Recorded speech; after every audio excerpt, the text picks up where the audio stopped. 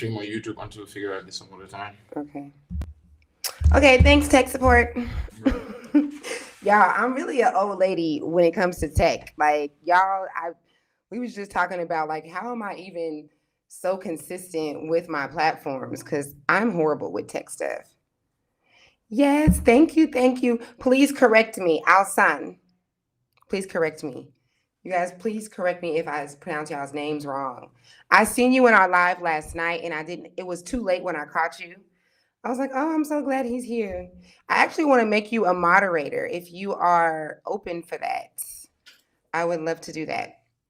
Okay, so you guys, today I will tell the story. Okay, this is the infamous story of me packing up my 4 children and coming to Senegal, leaving America with less than $200, and how I was betrayed and how someone became obsessed with me and I like feared for my life and I had to take them to court and so many amazing things happened within that.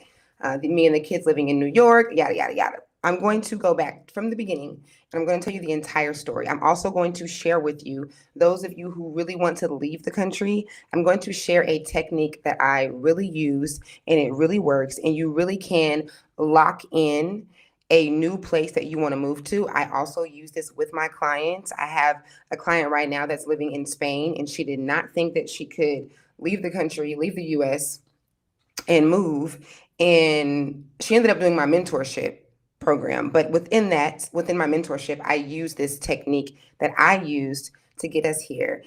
And it works. Is my microphone good, y'all? It needs to sound like real crisp, you know? It needs to sound like it's AMSR even when it's not. Okay, yes. I don't think that I can put you on the moderator thing through this app that I'm using, but I will do that. Thank you, thank you. Uh, yes, I thought about it. I was like, you know what? He would be the perfect moderator. Okay, so you guys, where do I begin? Okay, please stop me, ask me questions, all that. Get your popcorn, y'all. I haven't told this story to anybody that is not just mouth wide open, shocked, and then and also inspired. Okay, let's go. So we begin in around 2012, 2013, when I first got the message that I needed to move to Senegal. I knew that I wanted to leave the country. It's always kind of been like a thing for me because my father used to travel. So maybe my obsession with leaving started back then and I didn't know it. But then with my awakening and everything happening in America, I just was like, I need to leave the country. And so I'm looking on the map. I'm looking. I'm like, where do I want to go? I think I want to go to Africa. Definitely don't want to go to Ghana. Definitely don't want to go to Gambia just because I don't like to do what other people are doing. It always says, that's not good for me. So I knew that I didn't want to go to those new places. And I had not, the only thing that I knew about Senegal was that Shanta Atadop, if I can say his name right, Jope. Okay, yeah. I want to make sure I don't butcher his name either. It's Sheikh Antidote. And he was the one he's the reason why in the National Geographics it says that the cradle of civilization is Africa, meaning that the first man came from this continent. It is him, and he's a Senegalese man. And one of the ways that he proved that we all came from this continent is through the Wolof language. So I had found out about him maybe like, I don't know, a year prior to that. And literally all that I knew was that there was a language called Wolof that has a like a history that is on the ancient Egyptian walls, like the hieroglyphics. There's a connection between Wolof and the hieroglyphics, and that is how that's one of the many ways, because he digged up mummies and did all kind of other stuff. But one of the ways that he proved, which was the language part of his proof, Because before it said that Africa was the cradle of civilization, it was saying that that we all came from white people. So that's why this is a huge thing, and this is why I knew it, because I was researching our history. But other than that, I knew nothing about Senegal. I just knew that there was a language, and it was connected to ancient, Egyptian history. And so when I found out about Senegal, I seen it on a map, and I just got this strong urge. I could just feel my guides saying, this is where you're supposed to go. Like almost overnight, I had this really huge like obligation for me to move to Senegal. And back in those days, there was no Senegalese YouTubers. There was no one. The only people that were doing YouTube back then, and I don't even think they had started that year. Maybe like 3 years later was the Bag family in Gambia. But when it comes to this continent, nobody was doing it. And there definitely wasn't anything here. Like I think when I went to YouTube, it was like, some videos of people working out. Like you couldn't see any, content really at all. And so I would go those next 8 years, just knowing that Senegal is where I have to go. My daughter, who is 15 now, she was 5 at the time, and she was drawing pictures of Senegal. So my kids really know and can remember me always talking about me getting this message to move. You guys just ignore my camera because I don't know why it has to do this. It's always hating. Okay, hold on, y'all.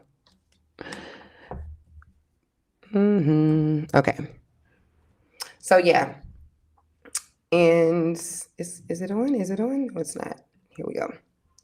And so yeah, that was just a huge thing. If you were here in the old days back then, if you were on my platforms and you see me talking about Senegal, you've seen how verbal and how unapologetic I was about Black people getting out of getting out of America. I just started getting these messages about how important it was for us to not be stuck in a job, and how we needed to leave America, or at least establish connections and residency somewhere else before 2020. So I didn't know what was going to happen. There's always things happening in our country, but that was just a really strong message, and I was very verbal about it. And so, what level do I take with this story? I have to mention this girl right now because yeah, she comes in at this time. And so I meet this girl online. Definitely not going to share her name. Her and I became friends from Facebook.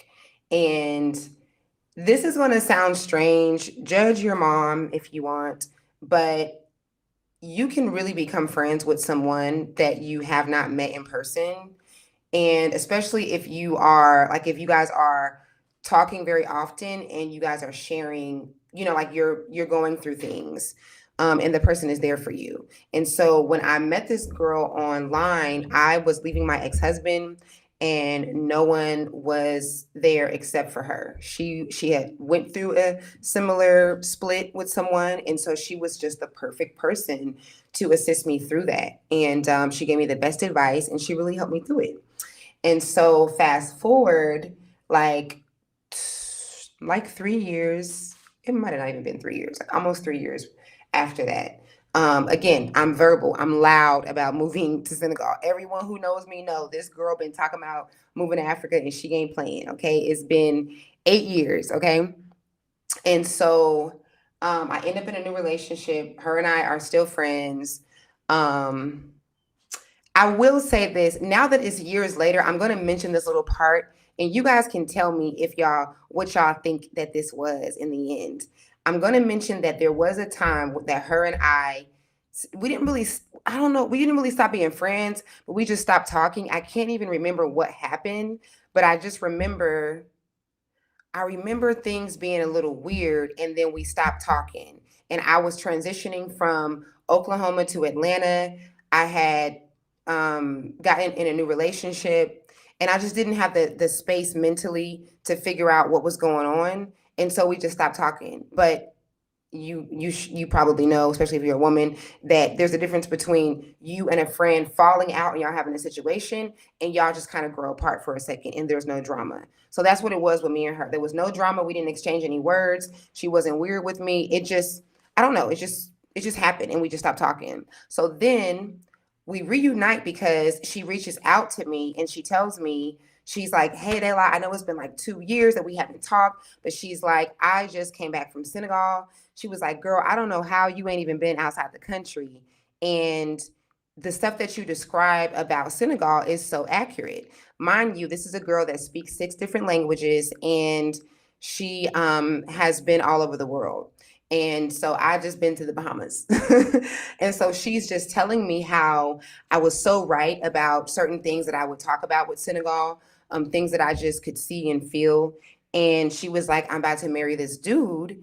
And if you're still willing to move, we should do this together. And so at the time, it was me, her dude, and my dude. And we would be discussing this because everybody already knows I don't give a damn. Dayla is going. Okay. Dayla and her kids is going to Africa. So it was like a thing, like, us all together. But then me and my ex end up splitting up and me and the girl still friends. And that just kind of like me and him splitting.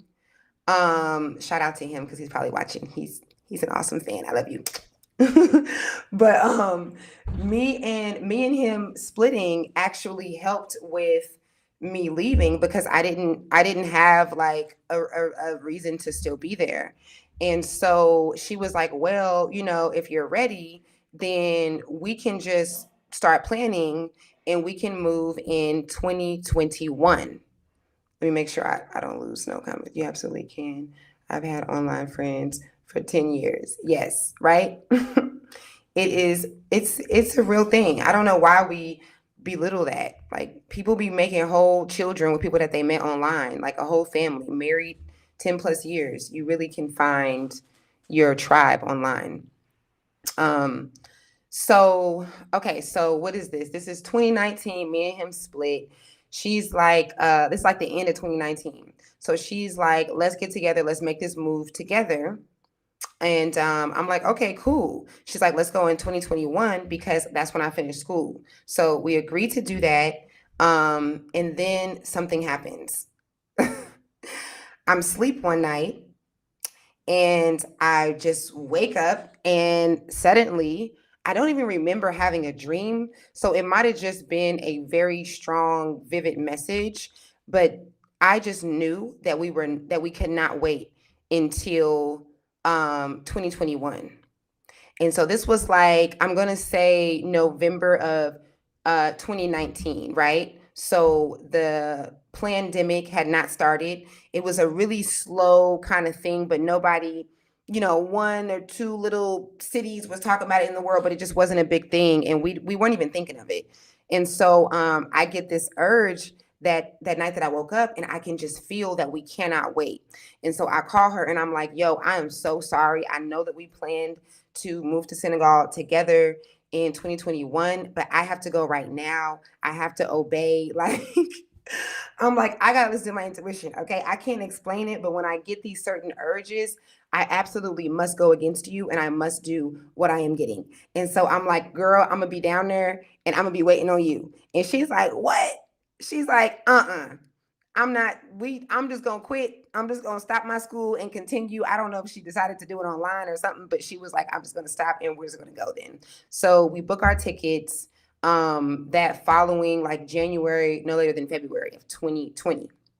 And I remember that we booked our tickets for us to leave in September of 2020. So it was supposed to be like, our tickets are booked and then we have those, 8 months or so to get ready to leave. And because I hadn't even got the kids' passports, and which is crazy. Like that right there that's insane. I just booked the tickets and I did not get our passports yet. That's nice. When you're not playing, when you for real, you're not gonna be making no excuses. And so what happened? What happened? I remember after we booked our tickets, so like in March, Yeah, because the kids still had their birthday. There are three of my kids' birthdays is at the end of March. So I remember us still being in that apartment in Atlanta. And I remember texting her one day and being like, you know, this little virus thing, like, do you think this is gonna be anything? Like, do you think this is gonna be bigger than what it seems like? Cause I kind of feel like it might be something. Like and she was like, no, no, no. I was like, okay, yeah, maybe I'm just tripping. But I was like, I don't want that to affect anything. But no, okay, I'm thinking too much, you know? And the next thing you know, everything is shut down. I think by the end of March, actually. So that was probably the beginning of March. By the end of March, because we ended up, if you guys remember, our first lockdown was the whole month of March. The only reason why I know that is because my kids had to stay in the house for their birthday. And I remember that being like a thing for us. But so yeah, that happens and we go on, the kids and I, we have to go to my hometown, Oklahoma, and take care of business and things. And I have, you know, different clients to see and things to do, right? We are there for a few months, and I'm telling my parents because my parents didn't know. I have a huge rule that my dad actually taught me, which is don't tell people when you are moving. Don't tell people when you're moving. You have to share it with one or two people, but just don't do that. And my dad told me that like 5 years prior to this, when I was still married and we had moved from Oklahoma to LA. I guess it might have been more than 5 years. And I didn't listen. I ended up telling people and they were so negative. So this time, like something so big like this, I was like, I ain't telling nobody. So I literally did not tell my parents that we were moving out of the country until the last month that I was to be in Oklahoma. So this would have been like August, right? Our flight is at the end of September, and I'm still in Oklahoma in August. I call my mom. Well, my mom is there. So I call my dad in LA and I'm like, hey, me and your grandkids are leaving. I'm so sorry. I couldn't tell y'all before. I didn't want y'all to try to talk me out of it. And here we are. And so my dad's like, what the hell? He flies to Oklahoma and we spend that time together. Um, my parents, because I'm going to tell the details, right? All the details. A lot of people ask me how my parents felt. This is important because a lot of you guys want to leave, but you have this attachment and this obligation to your family. My parents were very upset with me. They were like, this is irresponsible. Who raised you? Why did you do this? Like, how could you? Like, and it was funny to me because my parents are the ones who put me on a plane all my childhood by myself. This is how my father and my mother shared me from LA to Oklahoma. My first plane ride by myself was like 5 years old. Back in the day, an escort or whatever you call them, a flight attendant would escort you um, through your flights. And so I did that for the first 10 years of my life. And I loved it. I loved flying and I was fearless about traveling. So I was like, y'all mad at me, but y'all made this. Like y'all created this fearless monster from putting me on that plane. So yeah, they were upset. Um, and my father cried. It was a whole thing. And my father, who is normally so supportive and so down for the spontaneity of my ideas, and he's extra spontaneous himself. Uh-oh. Uh-oh, my laptop is going dead. What do I do? Okay, hold on, y'all. What do I do with this? Okay, leave a pin in that. My father was upset. Okay, we're gonna get back to this. Can I charge this like this? I don't think I can. I can. Okay. All right, y'all. I'm sorry. I'm so not tech savvy, so I get excited when I figure stuff out. Okay, so yeah, my dad was like, this is so sad to say, but he was like, baby, I don't think you're gonna make it. He was like, you're not gonna make it. He was like, I'm afraid, I'm scared, and I don't think you are gonna make it. I don't want you to take the kids and do this. And yeah, all that.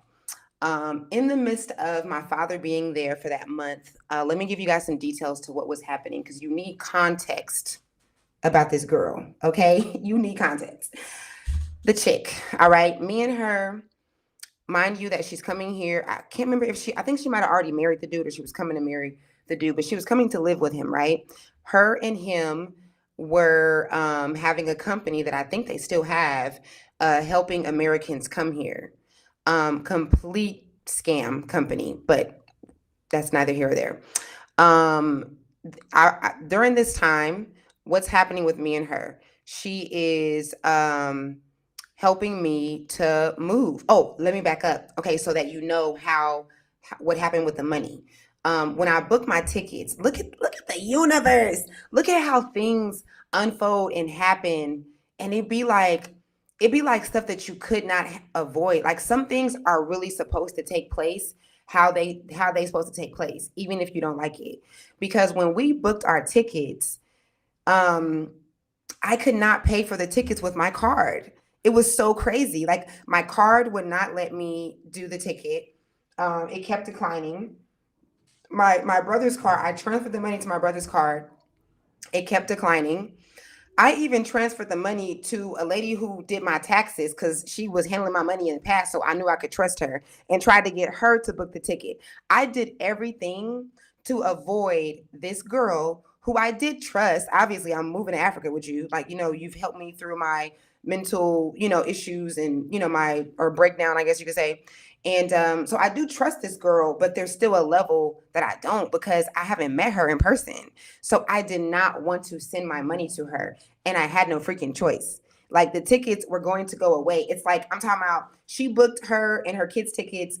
She had a baby and a one child, so it was only two tickets, and then there were only like six tickets left, for the flight. And then it's me and my kids. So I have to hurry up and get these tickets before we end up traveling separately. And that sounds crazy for someone like me that's leaving the country and have never been out the country with my kids. I want to go with this girl that's a polyglot, that speaks different languages and has already been to Senegal if I can, even though that was never my original plan. When I got the message to move to Senegal, I never thought about moving with anyone else. So I got to put a pin in that too. Take a note of that so I can share with you what she ended up trying to say later. So the girl ends up booking the tickets on her card. All right, because everybody's like, "How did this happen? Like, how did she end up getting your money?" She got the money because I booked my ticket through her. It was the only way for me to get the ticket at the time. All right. So fast forward after the tickets are booked, we're back in Oklahoma. My dad is telling me how much he doesn't like this idea. And let me, because I might forget to say this, my parents were totally in disagreement then, and they are so happy and so grateful that I made that decision. They couldn't be more proud of me. My mom actually wants to move to Senegal, and my father has already left America. When I was telling him, because he was like, "Why do you want to do this? What's so bad about America?" And when I was saying all the stuff I was saying, now my dad will not come to. He will probably go to the Congo before he go back to America. He's living in Japan right now. So I think that's so cool, and that's a message within itself, because a lot of you are afraid that your family is not going to agree, and you just don't know that it just doesn't matter. And if you go with your heart and what you feel and you obey your intuition, you will be surprised how many people you will inspire, including your family. Like my dad and my mom could not be more happy that I did this. My dad is literally like, this is like, they be bragging on me all the time. Like I can't even go nowhere with them. Like my dad, I went to a bar with him like maybe 3 years ago, and everybody in the club knew. Not only did they know that I lived in Senegal, but they were saying, "You're from Senegal. Oh, your dad told me." I'm like, "I'm not from Senegal. You guys, I'm not from Senegal." Like I just live there, guys. But that is how proud my father is. I'm not exaggerating, y'all. People was coming up to me like, "Your dad tell us that you're from Senegal." Like so okay. I remember that during this time, the girl is sending me stuff, right? Because she asked me if I wanted to live with her and her husband. She claimed that she claimed that her husband had suggested it. And I'm a grown ass woman. I don't be living with people, and I don't be liking that I'm very different. Me and my kids are very different. So I just know that that's a no-no. So I said, hell no. I said, absolutely not. Thank y'all for the offer. No, we're going to get our own place. And the agreement was for us to get our own apartment in the same apartment building, right? So I sent her husband the money for my apartment. I paid it up for like 3 months or so, and I sent him that money. Um, Also, what happened, and this was an argument that my dad and I had, because my dad didn't understand that I was having a feeling about her, but it wasn't strong enough to make me say I didn't want to go forward. I mean, this is a big dream of mine. This is a big goal. I know that I have to do this, right? So, but what I wanted to do is make sure that I didn't get to a country with someone and then I'm vulnerable. Like I don't have any control over my life, you know? So I wanted to make sure that I had as much as I could in our apartment. And my dad was like, don't send them any money for anything. Like, wait till you get there. And I was like, I feel you on that, but I hate the idea of having me and my kids, and then we have to like, I have to feed my kids like all the time. You know, I had a 2-year-old at that time. Coast was 2. So I'm like, me knocking on somebody's door, you know, asking them, can we get something at the refrigerator? Like, I just don't like that. So I'm like, I need to pay for the refrigerator. I need to pay for the appliances. And me and my dad went back and forth about that. And I was like, I'm sorry, I can't. I would rather regret that I sent them the money than be there and then have to be in this position where I need them to do basic stuff like feed my kids, you know? So that's that. I probably sent her husband like a little over $1,000 for all of that. And so what happens? Okay, we're about to be on our way to New York because our flight was like mid-September. It wasn't the end. This was the end of August, so we were going into September, and our flights were like mid-September, and our plan was for me and the kids to go to her house. We were going to stay there for like 2 days, and then the flight was coming. So we would only be in her house for 2 days, and then we would all fly out to Senegal, right? Now, we're gonna put a pin in that for a second, so I can tell you guys the intuitive side of this story, because I have medium friends. If those of you who don't know, I'm a channel, and I stay with channel friends. Okay, so I have a group of women in my life and one man who professionally does readings for people, and so I reached out to one of my homegirls, and I'm like, this was like the day before we got on the plane, or like 2 days before. I'm like, you know what? I need to get a reading on her. Like, I'm like, wait a minute. I'm feeling something. And you know, it was certain things that she was doing. Like when we were getting the appliances, I remember, and this is also what fed the the back and forth with my dad, like with him telling me not to send the money and me being against it, is because she would be like, okay, now it's time to pick out our refrigerator. Here goes your options. And I would be like, can I just get the link? Like, can I choose from the options? And I remember wanting a stainless steel refrigerator, and she was like, "No, you're not gonna be able to get that. Like, they don't." I don't remember if she said you can't. You're not gonna be able to afford that. It's. I think she was saying that it's way more expensive here. So she was like, "You're not going to be able to afford that," which is so not the truth. I have a stainless steel refrigerator, but that's what she told me. She was like, "It's not available here," and she was like, "If we find it, it's going to be too expensive for you." And then she was like, about not giving me the link or the links. She was like, you're not going to understand it because it's in French, which you literally have an option to just push English. But you guys have to understand that it's like how a lot of you probably feel right now about coming to a foreign country speaking, that speaks a different language. I don't know shit. I'm just going off of what my guides told me that I have to do, which is get to Senegal before the end of 2020. So I don't know nothing about this place, and I'm trusting her on so many levels for that because she does know about it and she does speak languages and stuff. So when she told me that, I knew it was weird, but I didn't know, a lot of stuff in Africa is not just on the internet, unless you're talking about like South Africa, maybe some places in Ghana. But when you're looking even for an apartment here, if you dare go through the internet, you're probably going to get scammed because things are like local. So I was like, okay, that sounds weird, but I think it's weird that you still wouldn't even just give me the link for me to still just act like I know how to read French. Like, just send me the fucking link, like.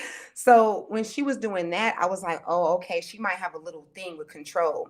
I also remember her Okay, so yeah, her company. So her and her husband asked me to be the face of their company, which is a company to help move people or help people to transition and migrate to Africa from America.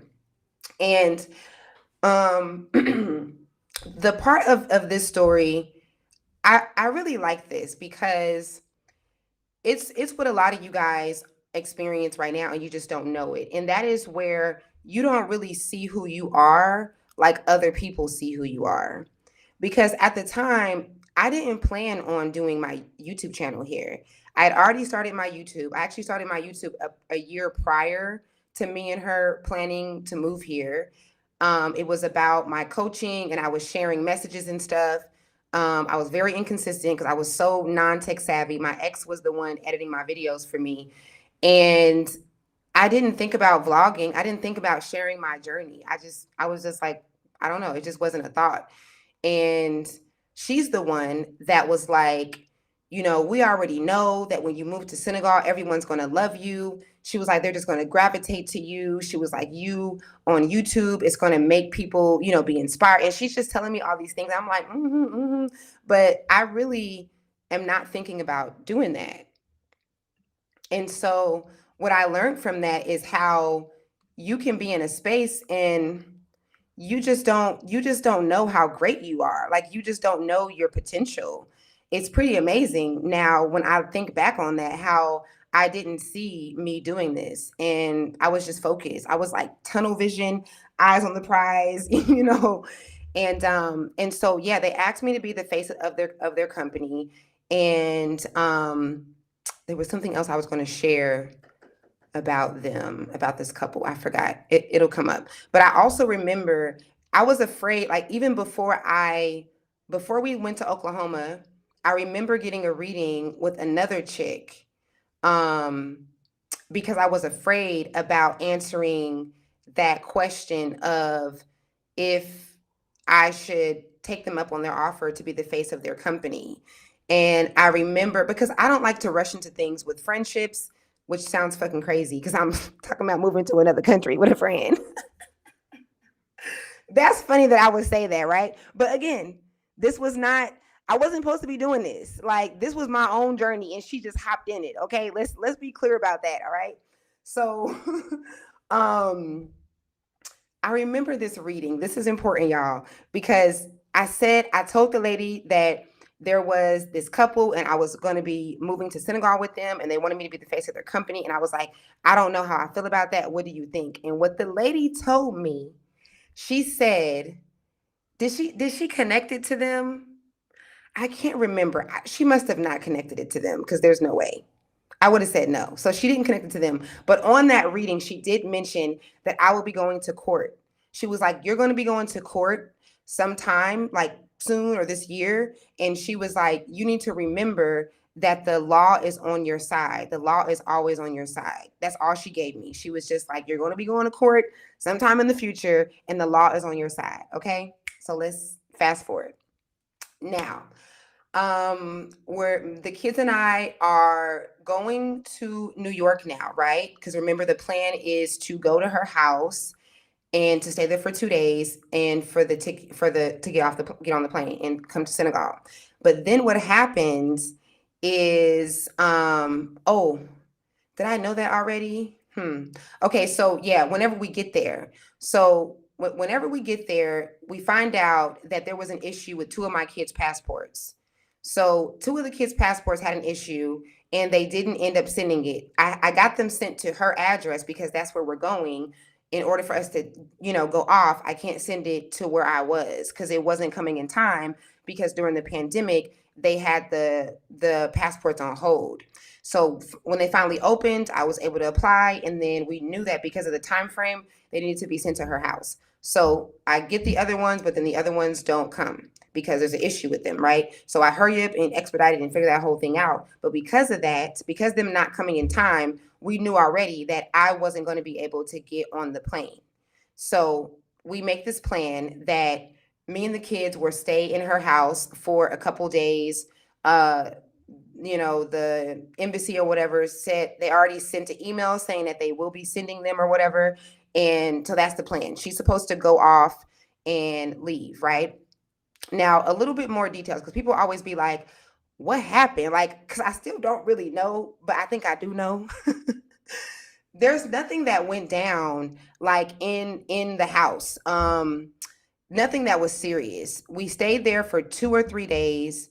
Um, there was this experience that's still so weird to me. I don't really know what this is, but cancers are hella manipulative, so I just chalk it up to that. But there was a thing where um this is also going to sound crazy. Everybody is like, they're like, what the hell? But this is how I show up in my friendships. I had agreed to put my name, to put her insurance in my name. I can't remember what the story was on why that needed to happen, but I'm like, sure, we're leaving the country together. We're leaving behind all this bullshit anyway.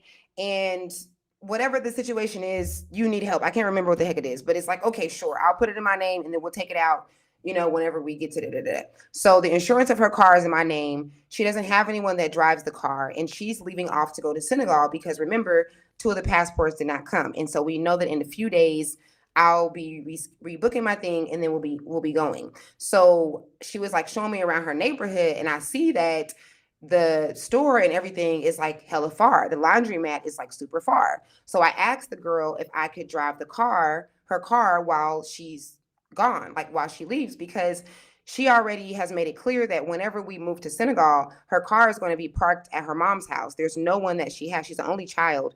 So I think she ended up having siblings like way later, but she doesn't have anyone around her age or anything. So there's no one to drive the vehicle. So while she's gone, I'm like, can I get the car? Because I got a 2-year-old and we can't walk this far to go to the grocery store and all this stuff.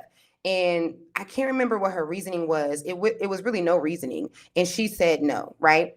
And so me being the person that I am, if you know me, if you have been a friend, if you know me personally, if my mom is watching this, you already know I'm hella transparent.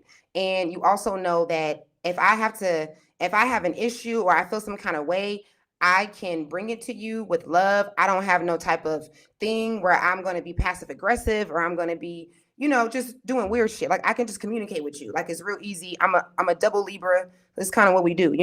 So I thought it was so strange that, it's like, what's the reason why I can't have your car? Like the car is even in my name. So, what's going on? So I came to her and I was like, hey, like, can you explain to me like why I'm not able to have the car? I was like, I don't understand why, and this is going to be really difficult. And I explained to her why I really need a vehicle.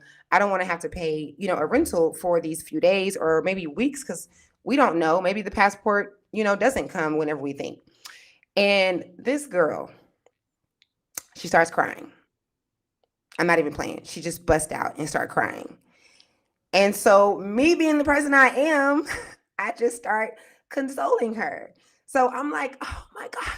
Oh my God. I'm like, what happened? Like, what's going on? Like, I'm so sorry. I didn't mean to, I don't want to offend you. I don't want to. And she's like, I just feel like you're saying that I'm a bad friend. I'm like, no, that's not what I'm saying.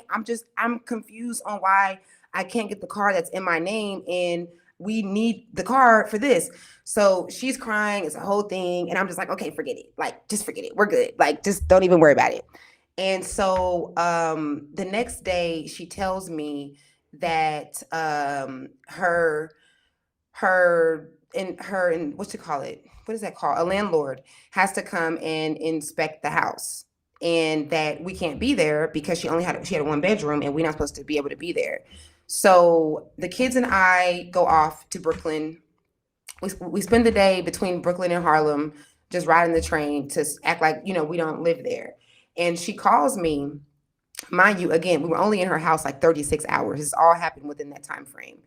And she calls me and she goes, hey, you guys are going to have to leave because my landlord said that can nobody be here. And I'm like, but how do you know there's some people here? Because we have everything packed up. Everything's clean. You can't tell. She was like, he's seen us on the cameras. So I'm like, what the heck? I'm like, where are we going to go? Like, that's crazy.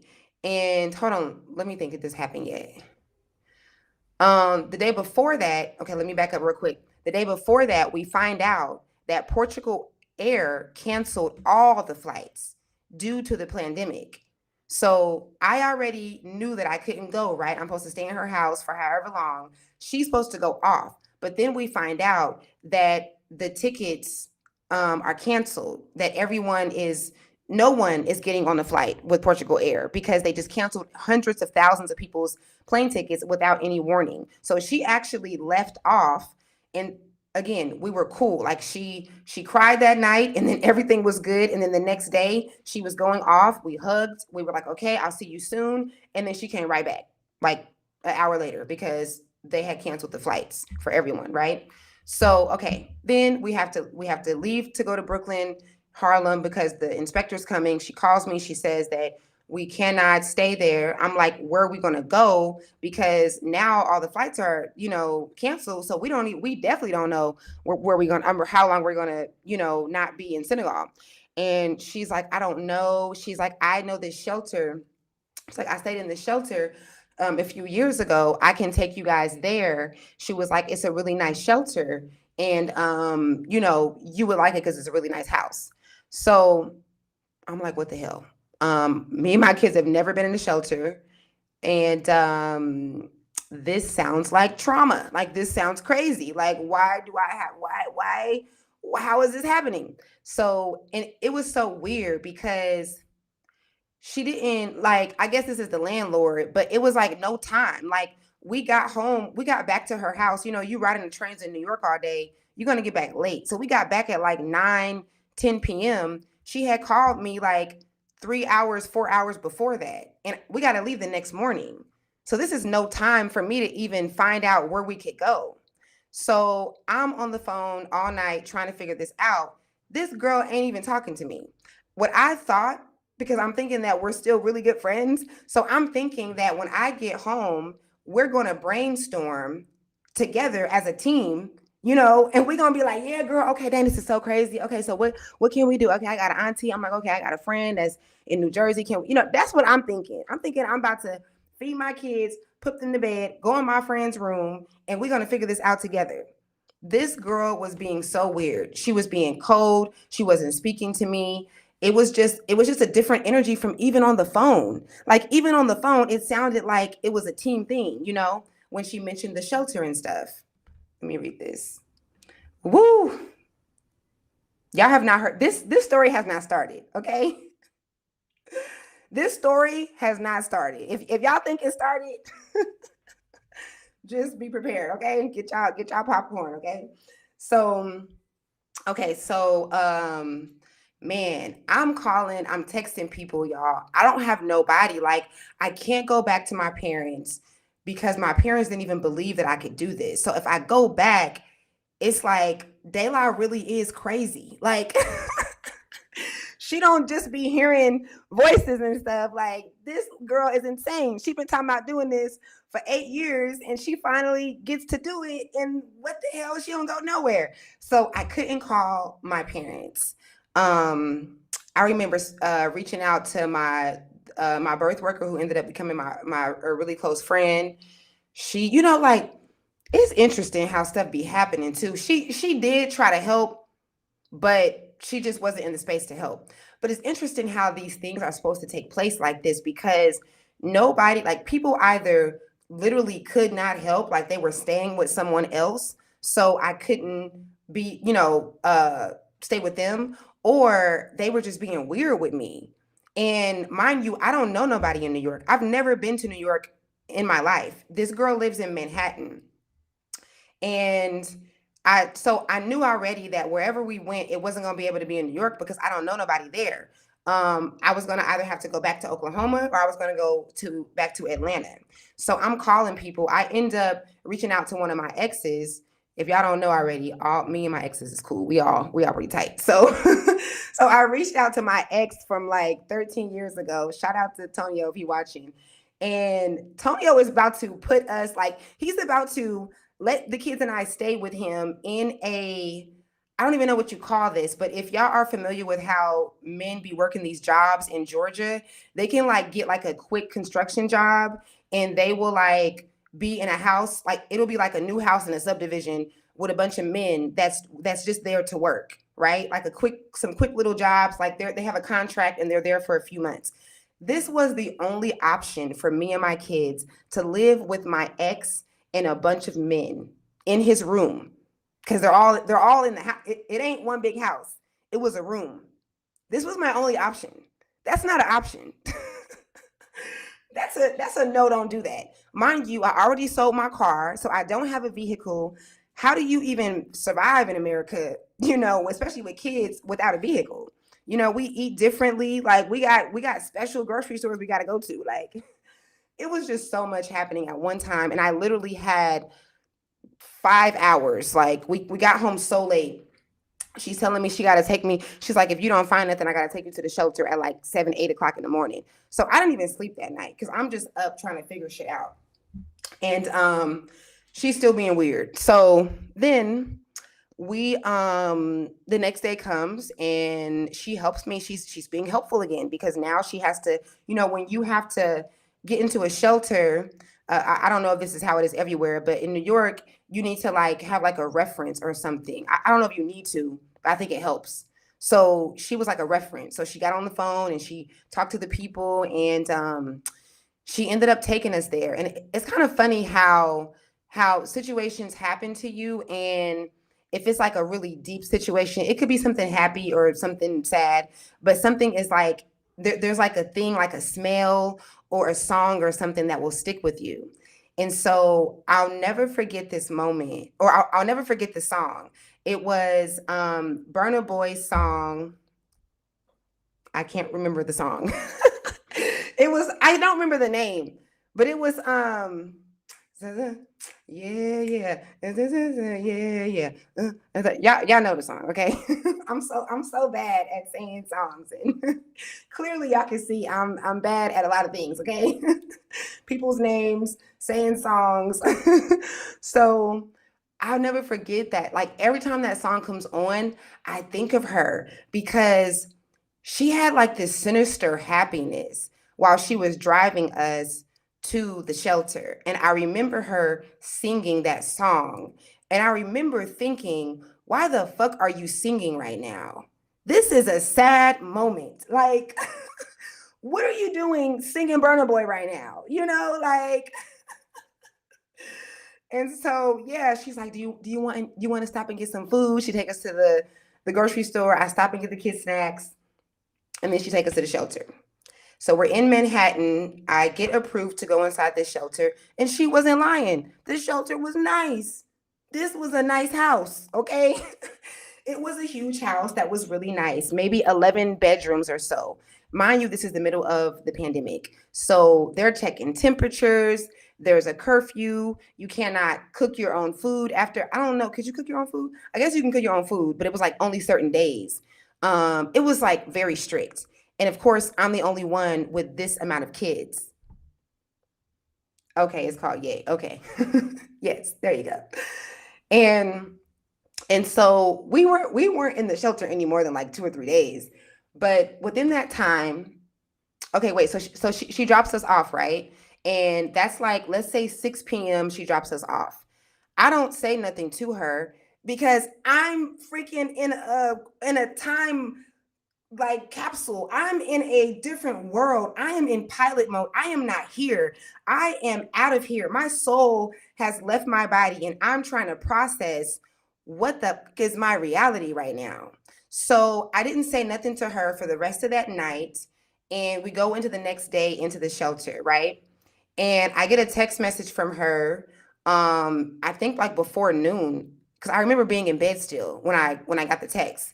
And she sends me this long 20 paragraph. This is what women do to their mans, okay? Sending all these goddamn long expressions.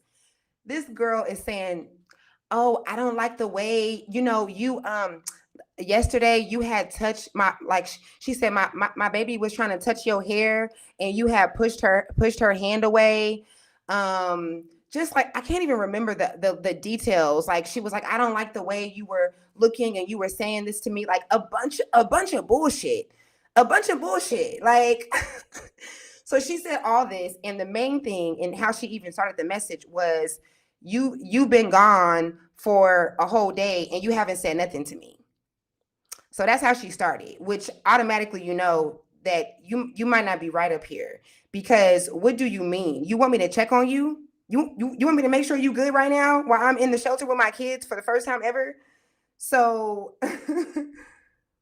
hold on, let me check. I want to make sure I don't miss y'all's comments before I go on. Damn, yeah, singing joyfully is hella insensitive. Maybe she felt awkward and was trying to lighten the mood. Let's give her that, okay?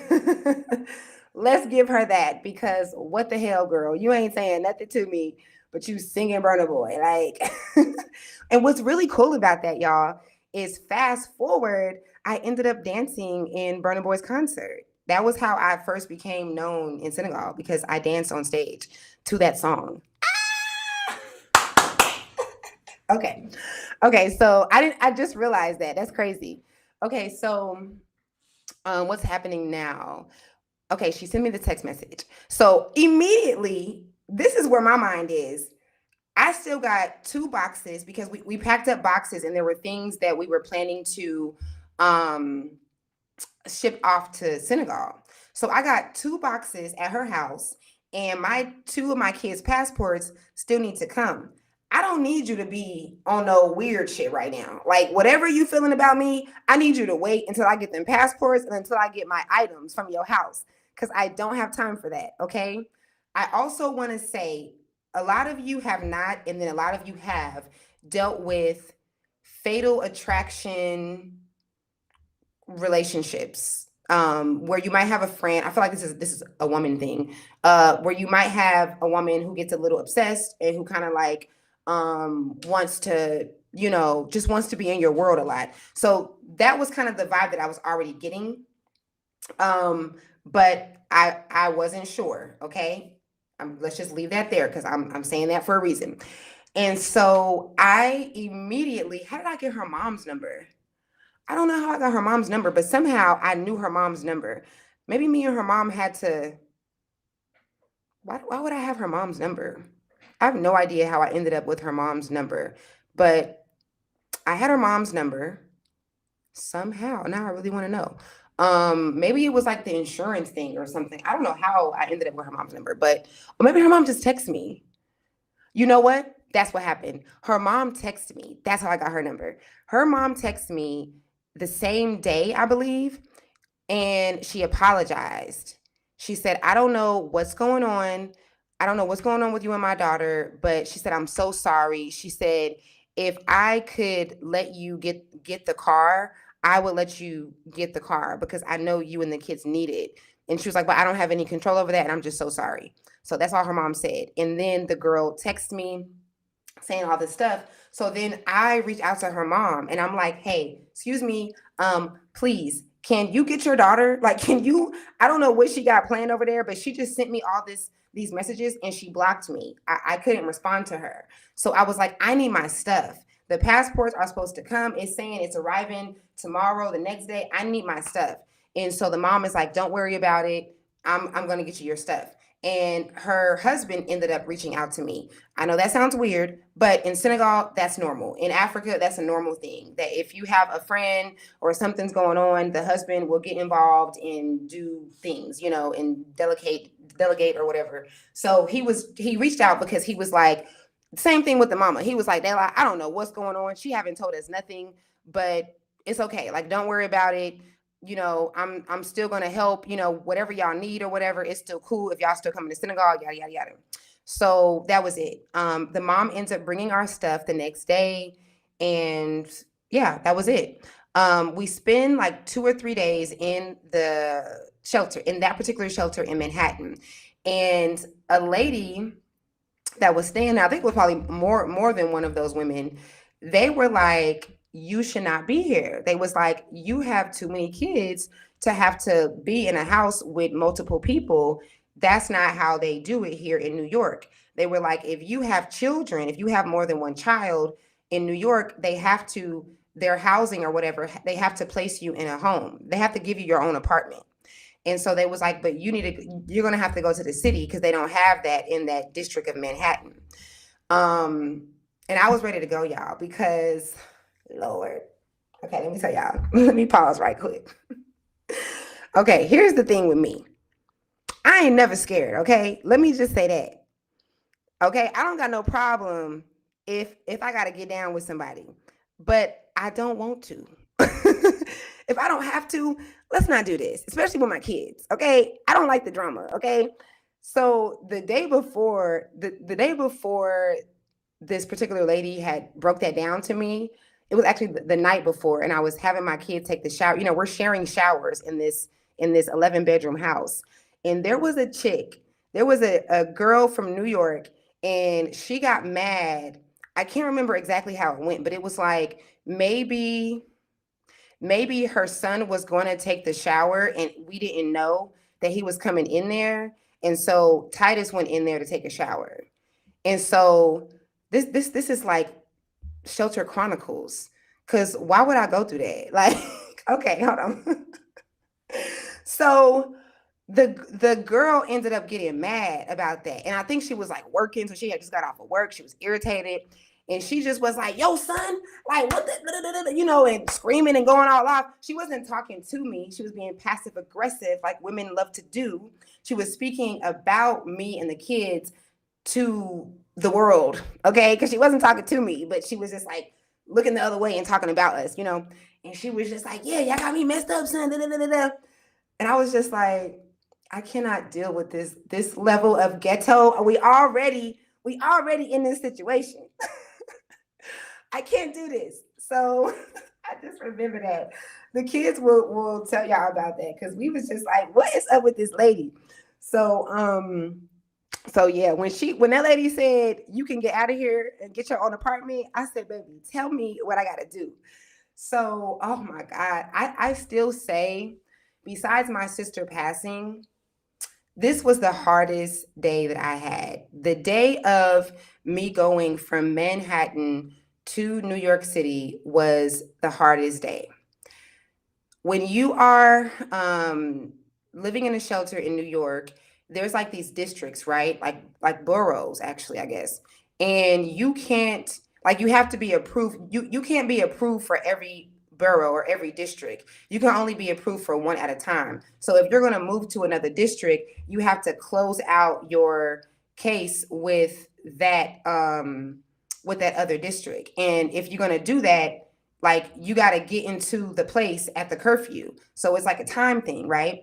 And so I called the people in the city, and they were like, sure, we can cancel your case there, and tomorrow morning you can come here and we will go through the paperwork and things and see about getting you, you know, you will be able to get it because we already approved you for this. So obviously you got the kids, you're going to be able to do it.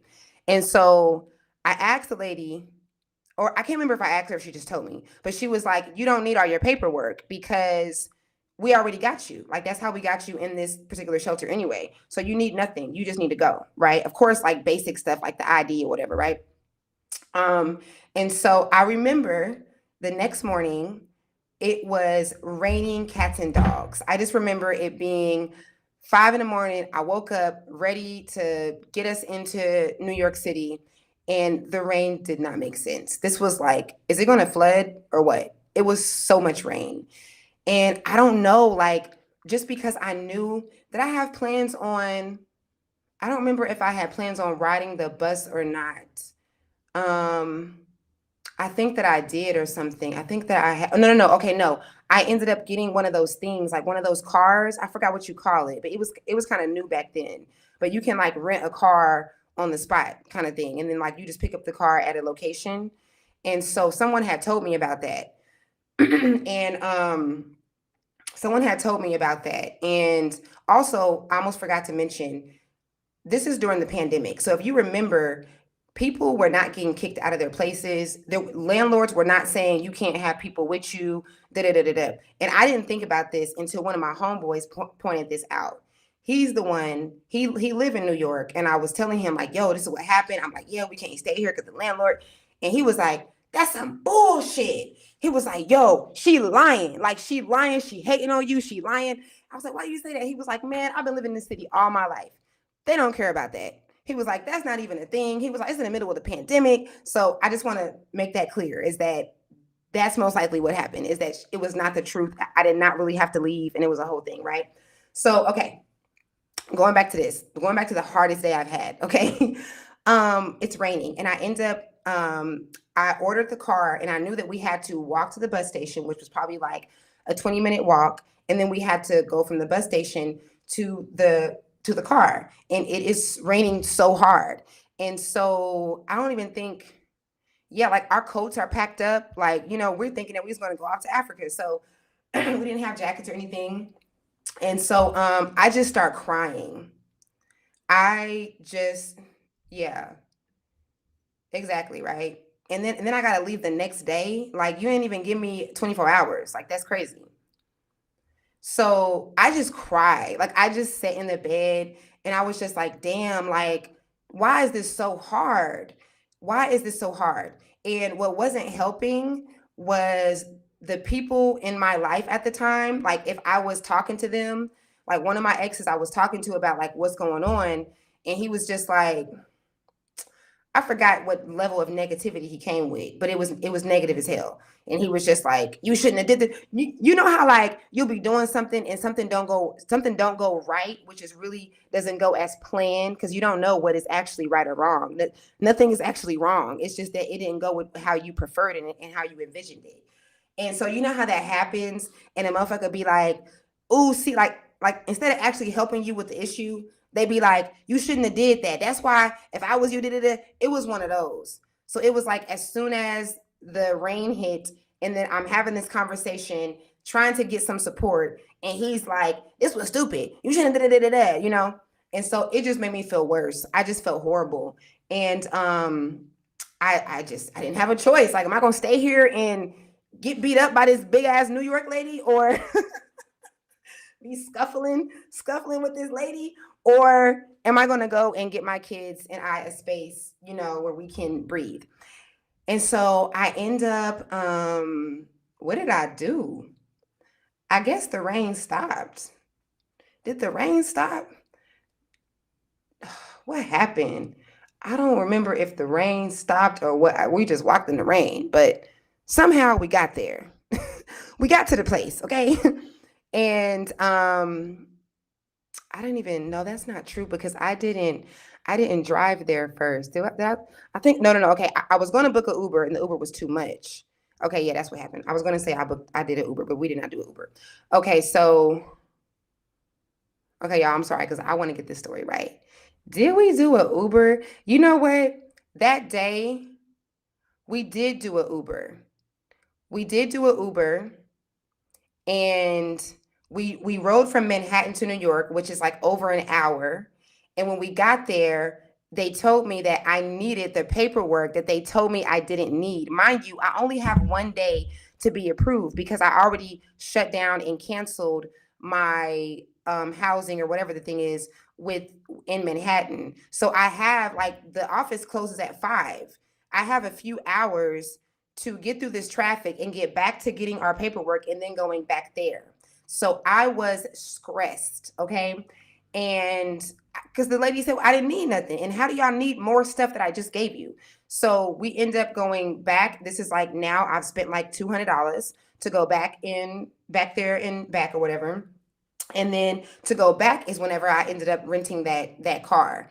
So we literally went back and forth like 3 or 4 times because after I went back to the city from leaving the city to get the stuff, I had to also leave the city again to come back to get all of our suitcases and things and go back to the city. You understand this? This was crazy. You understand why this was the hardest day? I have a 2-year-old who's still in diapers. Coach was barely 2, and I don't have time. Like, I don't even have time to do that because I'm on a crunch time. And the system is so interrogating. So when I am in the city trying to be approved for this apartment, they asking me stuff like, what is the type of mattress that you last slept on? Like how many rooms was the house that you was in? Like shit that's like, how could this possibly matter? Like I'm talking about just they want to know what you was thinking about on this day in kindergarten. Like they will interrogate the hell out of you. It was such a gruesome process. And we just spent all day in that office with me trying to get approved. I finally end up getting approved. We go back and we get the stuff. We're rushing because I can't miss the deadline. I'm not going to have a place to stay. So, and again, 5 o'clock. So thank God I woke up at 5 a.m. because I had until 5 basically. Let me check the comments, y'all. And I don't know any landlord that checked the cameras unless there is a crime. Right. Isn't that crazy? Like we're in your house for 24, 48 hours and the landlord is just on it now in the middle of the pandemic. Like they wasn't even getting rent. During that time, they wasn't even getting rent because everything had stopped. Woo, hardest day ever, Lord. I'm stressed just listening. You guys, I'm telling y'all, you are so welcome. Thank you. Thank you for receiving. Okay, so I'm glad that you left that comment, Morgan, because I almost forgot that when we finally when everything was done and they said, okay, you got your apartment, here goes your keys. We still had the kids and I had to still walk through the Bronx to figure out where it was. But I will never forget us on that bus ride to the area in the Bronx, and I text the husband. Okay, I'm not ashamed to share this. I text the husband. My baby got a diaper rash that he just developed from today because I had not had time to change his diaper as much as I needed to.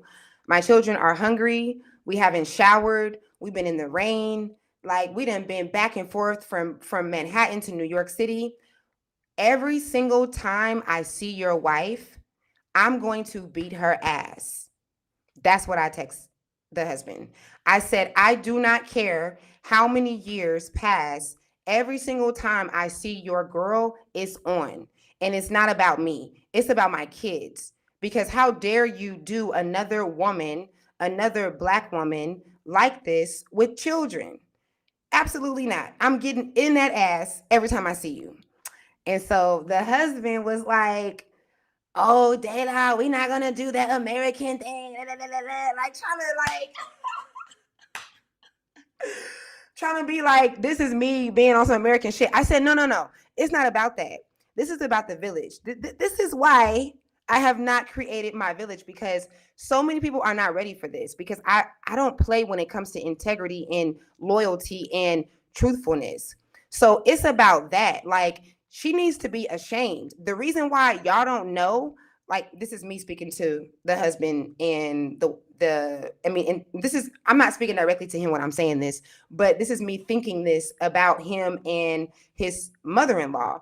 I'm like, the reason why y'all don't know what even went down is because she don't want to tell y'all that she being weird. Y'all need to shame her. Like, there needs to be some shame. This is the problem in our communities, is that nobody is telling anybody nothing. So you talking about, you trying to label me like I'm trying to be ghetto, but she need her ass beat on some old, like, we need to all beat her ass. Like, like if we was in a village, this is what would need to happen, because you're putting me and my kids through this. That's my logic. Okay. I don't know if that's coming from a past life or if that's just, I'm old school, but I don't know. I don't play like that, especially with children.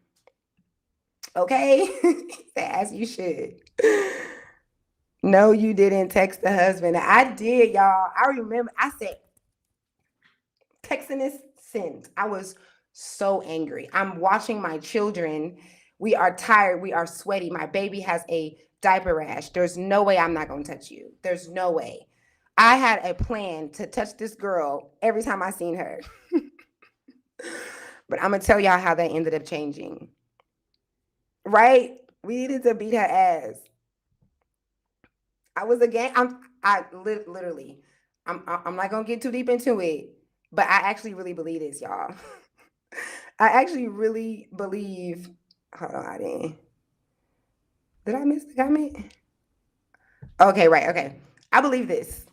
Cause when it's like, anybody will tell you, like, I be about the peace. Let's talk about it. Like, even in high school, I never got into a fight in high school, even though girls always wanted to fight me. For those of you who don't know, when you skinny and light skinned with long hair in the Black community, it means you can't fight. It means you're weak. So I always had girls that wanted to fight me, but I never fought because, well, I fought while I was in high school, like outside of the school though, like just on a random day, every single one of my fights was somebody that wanted to fight me. And it never happened in school because I would be like, let's talk about it. So I would be like, let's talk about it. But if it was someone trying to bully me, the place that my mind goes, because I really be about peace. But when you disrespect me, when you disrespect me, I go to a real gangster place, y'all. So I really be saying it. Everybody who know me personally be like, they're like, you probably was a nun in one life and a freaking a mafia king in another life. So yeah, I text that and he tried to put this whole American thing on me. I was like, I don't care what you talking about. Let me educate you on black people and the way we're supposed to stick together and how your wife did me. So that happens. We get into the shelter. The shelter was very interesting. What I also want y'all to get from the story is how much you can change your mind. Like when something is happening, you can change your mind and feel something completely different. Because like I said, I never been in New York City. I always wanted to go to New York for my modeling. That's the time I thought I was gonna be in New York Fashion Week. That was my only plans, to be in New York. I did not know I was gonna be in the shelter with my kids. And that was my introduction to New York. But because of my image of New York at the time, I felt like I was on Broadway. So my experience there was that. I don't want to jump ahead, but I did not realize that we were in the Bronx. It literally took me like a whole year of people from New York being like, y'all was in the Bronx? That's the worst, that's the scariest place. Like, and I was like, Broadway, like literally dancing on the streets and stuff. Okay, but let me not jump ahead. So we get to this apartment. The apartment is a brownstone Bronx ass apartment. It's 6 floors with no elevator because it's the whole like government housing thing. I don't know what done went down before, but they got this rule that the security guards cannot help the people going up the stairs with their stuff. So I have 4 children. My oldest child is 12 years old. My youngest child is 2, and our apartment is on the 6th floor. And we have not one, not two, not three, but 4 suitcases on top of some more like bags. We all have like 2 carry-ons and 4 suitcases.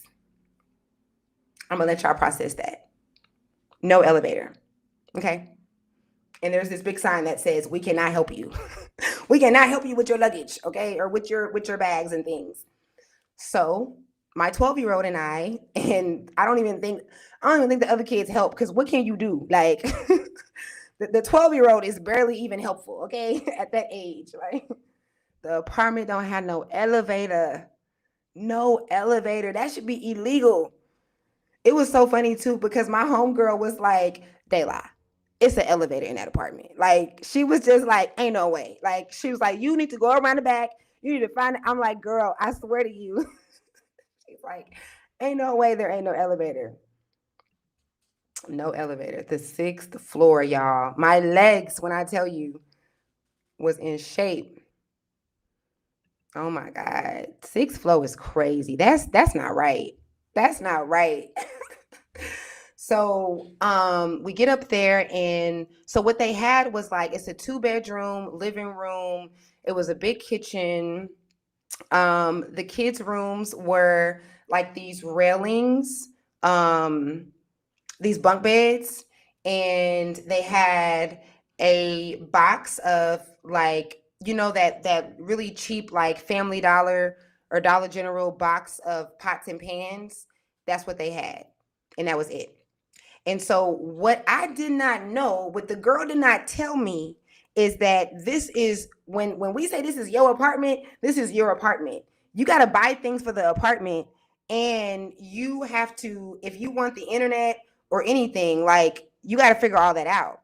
I didn't know that because we came from the house, the really nice cozy house with the AC. Of course, this was no air conditioning thing, and no Wi-Fi or anything. And so I was like, oh, I didn't know. I was like, I remember the lady bringing us. Did she come up? I think it was the next day. Yeah, I think the next day because nobody was there with us to enter. And the next day she came up and just to like, welcome us in the apartment. And I was like, so how do I get the stuff? Like, where do I get the stuff from? Like, I don't got no car. She was like, oh, you just walk down the street and everything is there. I don't know about New York City, y'all. Like I wish I could bring up. I'm gonna try to bring up these pictures because I did share some photos back then, and so mind you, not only had I not been to New York City, but I'm also scared.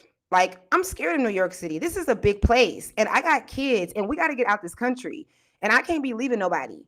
So I was just like, okay, I'm gonna have to leave and go and venture out to find things.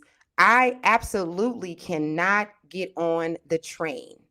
I will not. This was a thing for me. I'm not getting on the train. This is what I was telling myself. Ain't no way. Ain't no way.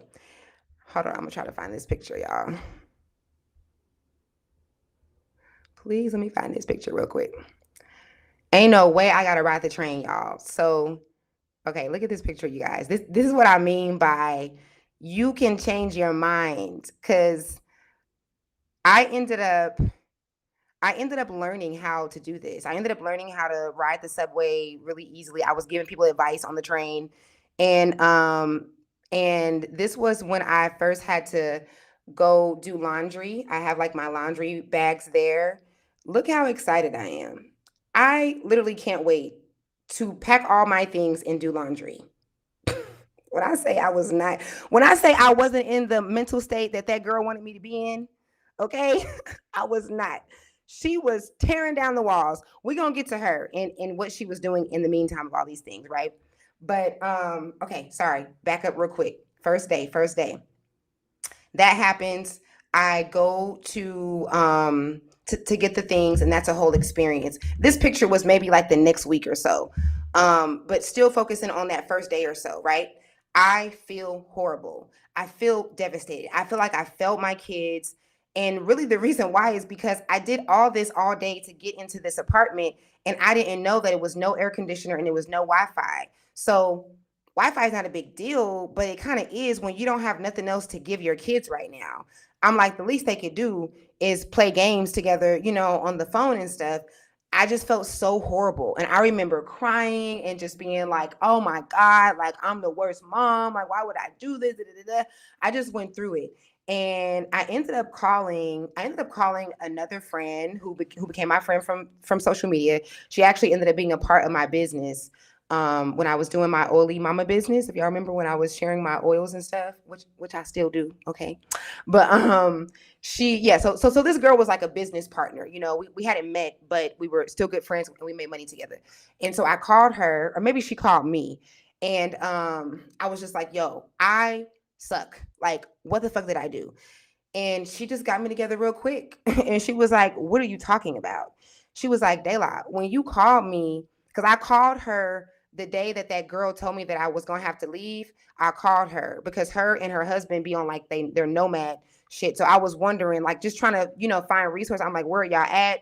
Do you know anybody here? So I called her and told her that I was there, and she was excited for me, but I was in the state of like, where are we going to be at? And so she ended up calling. Maybe she was checking on me. We got on the phone. I was crying. I'm telling her how I feel. And she's like, Dayla, what are you talking about? She's like, you are that girl. She said, when you called me and told me that you had already bought y'all's tickets, mind you, the flights is canceled. But she's just going off of the fact that she didn't know. I hadn't shared this with the world, that these people that have been watching me for 8 years and seeing me talk about moving to Senegal, I actually am doing it. Like, no one except for my parents knew that I was actually doing it. So me calling her spontaneously like that was her first, information about that. So we didn't even get to discuss it. So she was just like, girl, when you called me and told me, like, She was just like, my husband is so ready to leave now. Like, you just inspired us. And she was like, don't do this to yourself. She was like, you know yourself. She was like, you need to do what you do with your kids. She was like, turn on some music, dance with your kids, find the good thing, even if it's just one thing, and let these emotions ride out. And that's what I needed to hear. I needed to hear what I'm normally giving people in that moment. And that's what I did. So the next day I go and I spend all the money I got damn near on getting the internet. I think I had to buy like a whole new phone because you can't get the internet in that apartment. So it was like, I think I had to just buy a whole new phone or something to make it where the internet was working.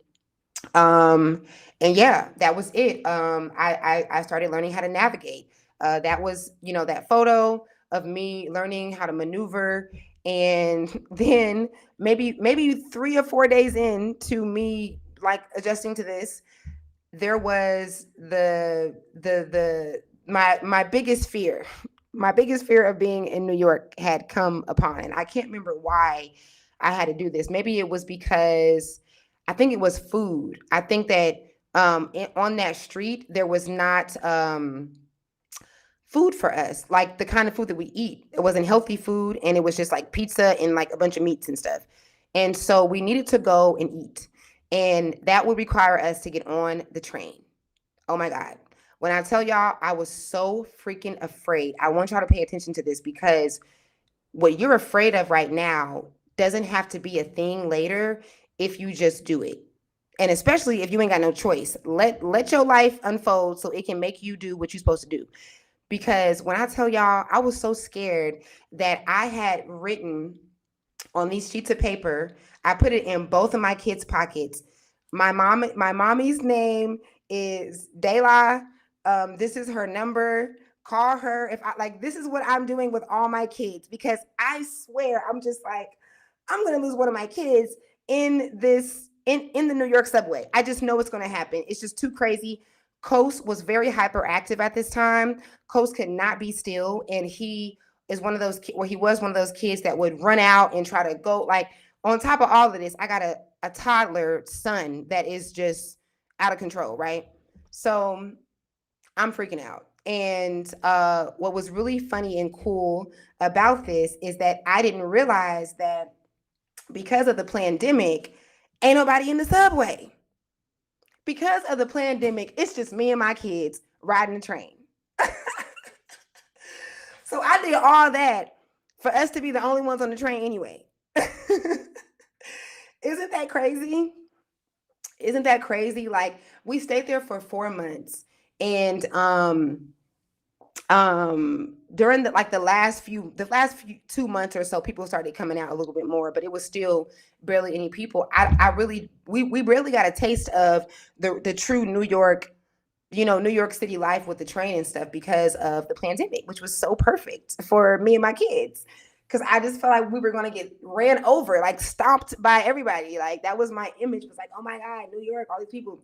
And so, yeah, we do these 4 months, y'all. Let me get into how crazy this gets. While all this is happening, right? Dela is trying to figure out. I'm spending money every day.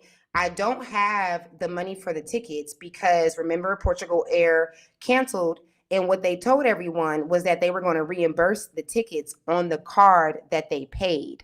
Remember, the girl is the one who paid for my tickets. So I have this chick who is creating a smear campaign. She's calling my mom. She made up a fake account, and she pretended to be somebody and reached out to my mom. She reached out to two of my exes, and she was like, Dayla is taking the kids and trying to run to Senegal. She was doing the most. Okay. So while I'm trying to maneuver through New York, and honestly, me and the kids was having the best time, because like they got into Taekwondo. We ended up meeting a guy who was a Taekwondo teacher in Senegal. I mean, from Senegal. Y'all know in Senegal, they have Little Senegal. There's a place in Harlem that's called Little Senegal. So we just, we're attracted to Little Senegal. And yeah, the kids started learning taekwondo, and and he gave me a discount because he was so amazed by my story. And so we're living our best life. I'm meeting people that I've known on social media, like a dancer specifically, that I really wanted to dance with. I ended up dancing with her and being on film with her. I ended up meeting someone that makes almost $1 million a month doing the same business I do with Young Living.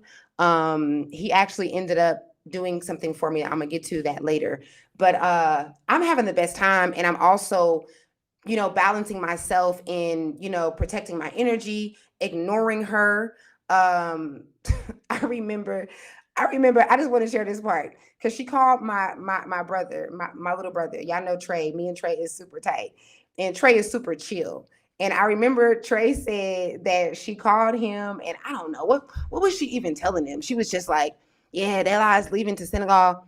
I don't even know what she was telling them, but um my brother said that he was sitting there listening to her, and he was like, she don't even know.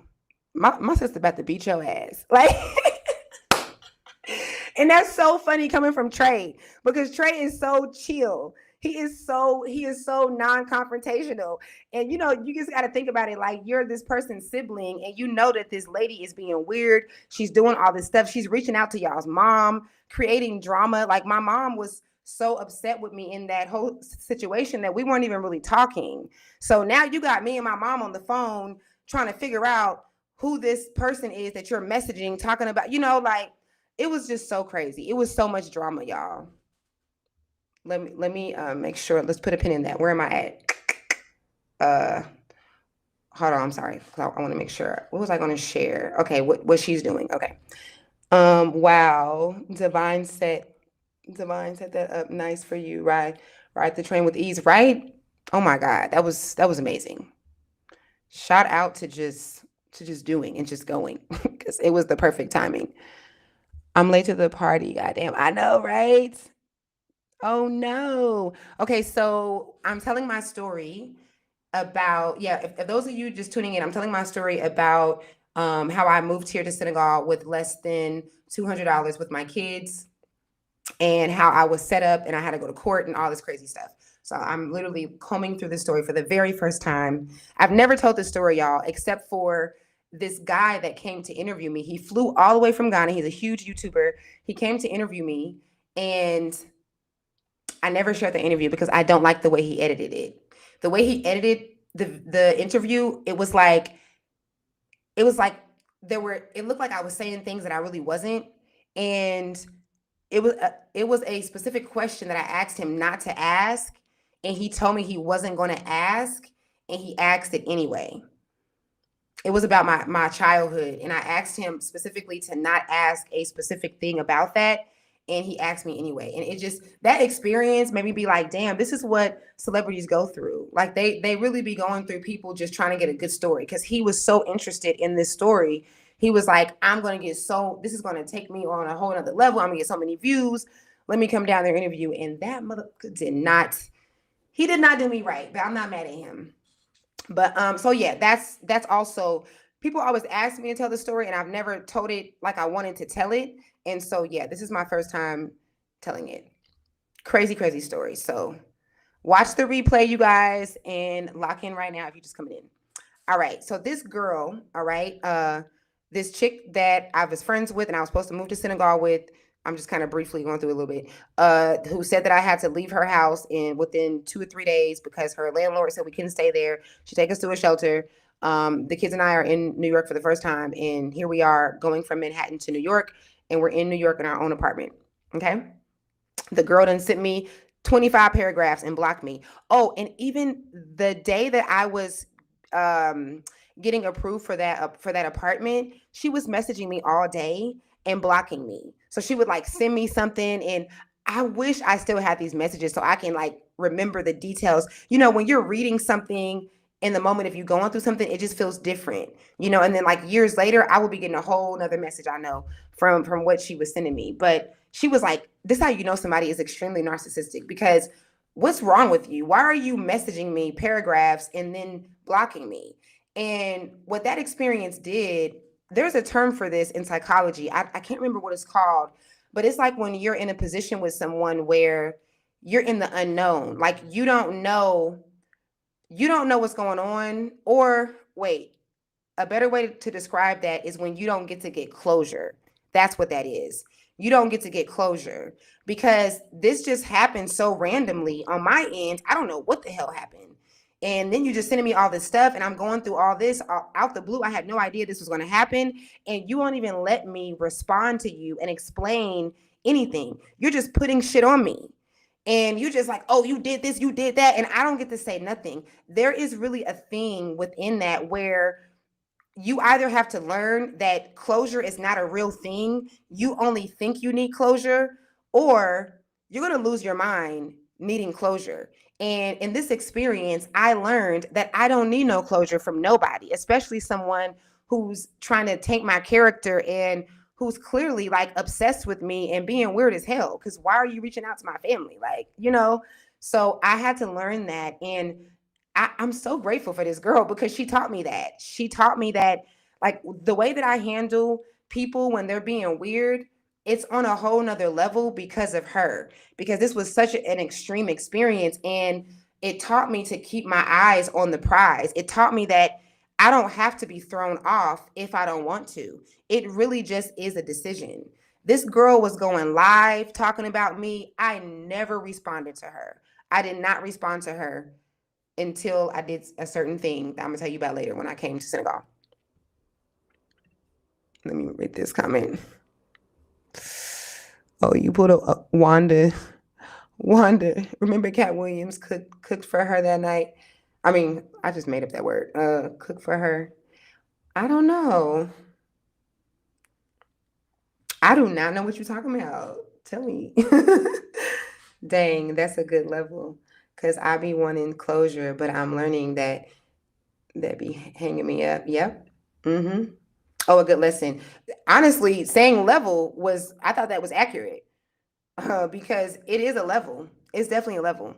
And if we going back to what my guides used to tell me when I was about 5 years old, is that there's levels. There's levels to this, and most definitely not needing closure is a freaking level.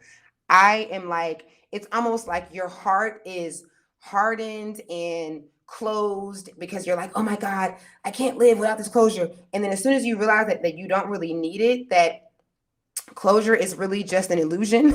Closure is just because you have this thing of control and you can't accept what things are. Your heart just, it can just burst open with love and acceptance and understanding. And and that's exactly what this did for me. That's exactly what that did for me. I get closure by burning letters and sending them back to where they came from. Yep, that's a really good thing. What you're doing right there is, it's like, it's something that helps. Like we could do it without that, but sometimes we need stuff like that. You know what I mean? Like, really, it's your mind. Like, even without that, it's you that did it. But sometimes just getting that out and still expressing it and then burning it, it's one of those things that can really help. So what I did is I just didn't focus on her. I did not let her, take me down. And honestly, this girl, like, she always came off very strong. I don't know if you guys know any cancers, but she came off really strong and she came off really unbothered. And this can be an intimidating energy sometimes if you watch a person deal with other people and they're always so poised and so calm, or so unbothered, not even calm. Like, there's a difference between even calm and unbothered, but she was just not caring. So what I actually ended up seeing in her reaching out to me and blocking me and reaching out and blocking to me and blocking me was, you're not unbothered. Like, you acting like you unbothered, but you're hella bothered. And it's like when you're in the moment of something, a lot of us do this. When you're in the moment of something, especially when a person seems like they have like a one up, or like, you can you can feel like this person really has power. You could feel like this person is really can really affect you. And I had to remember that, nah, that's not, y'all, this story about to really get crazy. I'm sorry, because I just remember something else. This story about to really get, y'all are not gonna believe this story. Okay. I'm so sorry. Okay. And can you guys, I never do this. Can you guys hit the thumbs up button if you're enjoying this? Share it if you're enjoying this. My goal with sharing this with you guys is not just for people who want to leave the country, but if you want to do anything, just for you to understand that it's not what you think it is, and you got to trust yourself, and all the other lessons. It's like 18 lessons in this, okay? So, oh, Wanda's from the radio host, and she told Cat Williams that she won't ask him personal questions, and well, she did a complete opposite. Oh, you right. I remember that, and he did roast the hell out of her. That's exactly how dude did me, and I should have started roasting him. You right. I ain't think about that. I was so shocked. Like, I could just imagine. We have to give these celebrities grace, because it was shocking that he asked me the question that I asked not to ask, and it's a triggering question. So I'm like, damn, like, really? Like, I want to check you right now, but we had to do all these takes to get started, just like on the spot. Like, that's whack, right? But I learned a lesson there. So where was I at with this? Crazy lady. She's doing things, right? She's doing weird things. Um, all right. So how do I even get into this? All right, all right, all right, all right. All right, y'all. So this is what happens. I'm doing my thing. I'm just trying to forget about this girl, right? I gotta get to Senegal. I gotta get out of this country. And I don't know how I'm gonna do it. So my homeboy ends up telling me, he's like, Dayla, like, you've been sharing your life and giving inspiration to people for totally free on the internet for like 13, like by that time it was already like 10 years, you know? So he was like, people know your goal, they already are excited for you, and they love you. Like, you should share that you were trying to move to Senegal, and that now you can't, because you ain't got no money now. You don't have $5,000 for the ticket. Let me also tell you guys that what I didn't know that I know now is that I did not need a round trip ticket. The girl, before I left her house, she told me that I needed a round trip. Now I know that she told me that to make it more impossible for me to pay for it, because I could have left earlier with 2,500 instead of needing a whole 5,000 to pay for 5 tickets round trip. That's what I ended up paying for. But I didn't know. Again, I've never been out the country. It's the middle of the pandemic.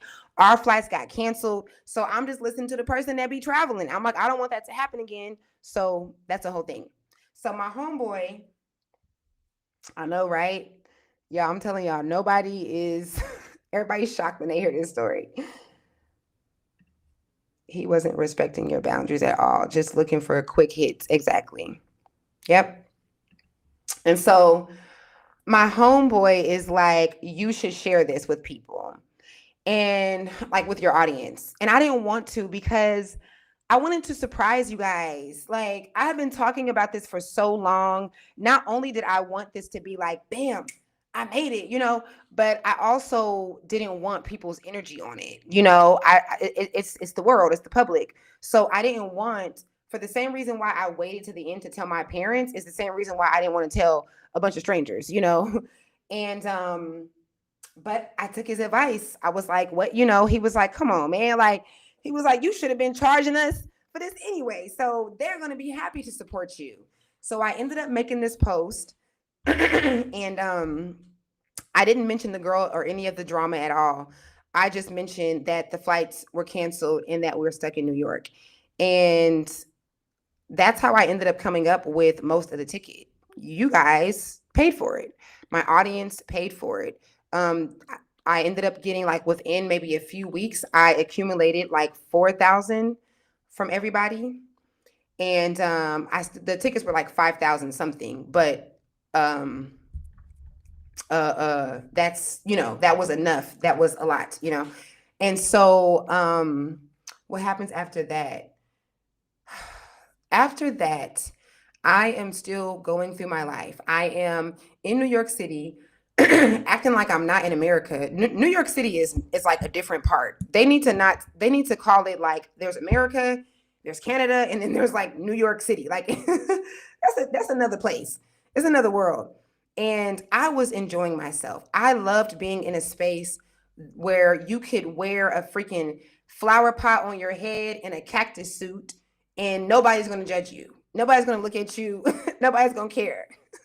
I remember even the kids being like, Mama, nobody cares about anybody here. Like, they were like, people really mind their business here. Like, they noticed, you know? We looked like tourists because every time a fight broke out or something, we were like, oh my, you know, looking and stuff. Like, nobody in New York is bothered. So I was enjoying myself. I would be on the subway late at night, 1 o'clock in the morning. They had this vegan spot that I like to get on this. I know this sounds crazy, y'all. This is actually very dangerous. Don't try this at home. When I say there was a whole protection over me, because I was not supposed to be on that subway by myself at 1 a.m. But I didn't see that. I seen a freaking lo-fi, a freaking music video. Okay, like that's what I seen those 4 months. And so, ooh, I guess I'm talking too much. Too long. Okay, so my mindset and the thing that kept me going, and I want y'all to get this because it's not even about positivity. It's about seeing what things are and finding the thing that can help you get to the next thing. You know, like help you finish what you started.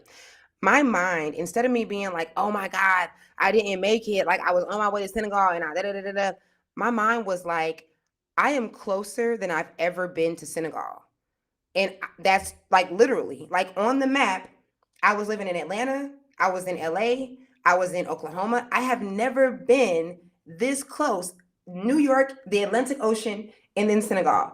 I was like, listen, this might not look like I'm close at all, but physically, if nothing else, I am closer to Senegal than I've ever been.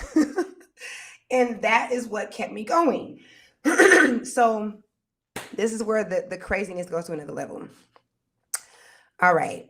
There's this chick, right? I have to add another woman in this story. There was this chick. I'm gonna say this without saying it. So catch my drift. During the pandemic, you needed to have a certain thing for you to get on the plane, and you needed to take a test for this thing, and not everybody was really getting the real legit results. Some people, just like people are still doing today, were getting paperwork from another place, from another source. Okay, so there was this chick that the chick who ended up doing all this, she connected me with this woman back when I was in Oklahoma. So let's rewind a little bit. Back in Oklahoma, the girl who I was supposed to move to Senegal with connected me with a chick who just so happened, this girl just so happened to be, I think she was from Oklahoma, and she just so happened to live in the city that I was born in. The way that the girl who ended up taking us to the shelter knew the girl is that her Senegalese husband's best friend was dating this girl in Oklahoma. All right. So the chick who set me up and did all of that, her husband, who's all the way over here in Senegal, has a best friend. And that best friend was with this chick that's in Oklahoma who knows how to get the paperwork that you need.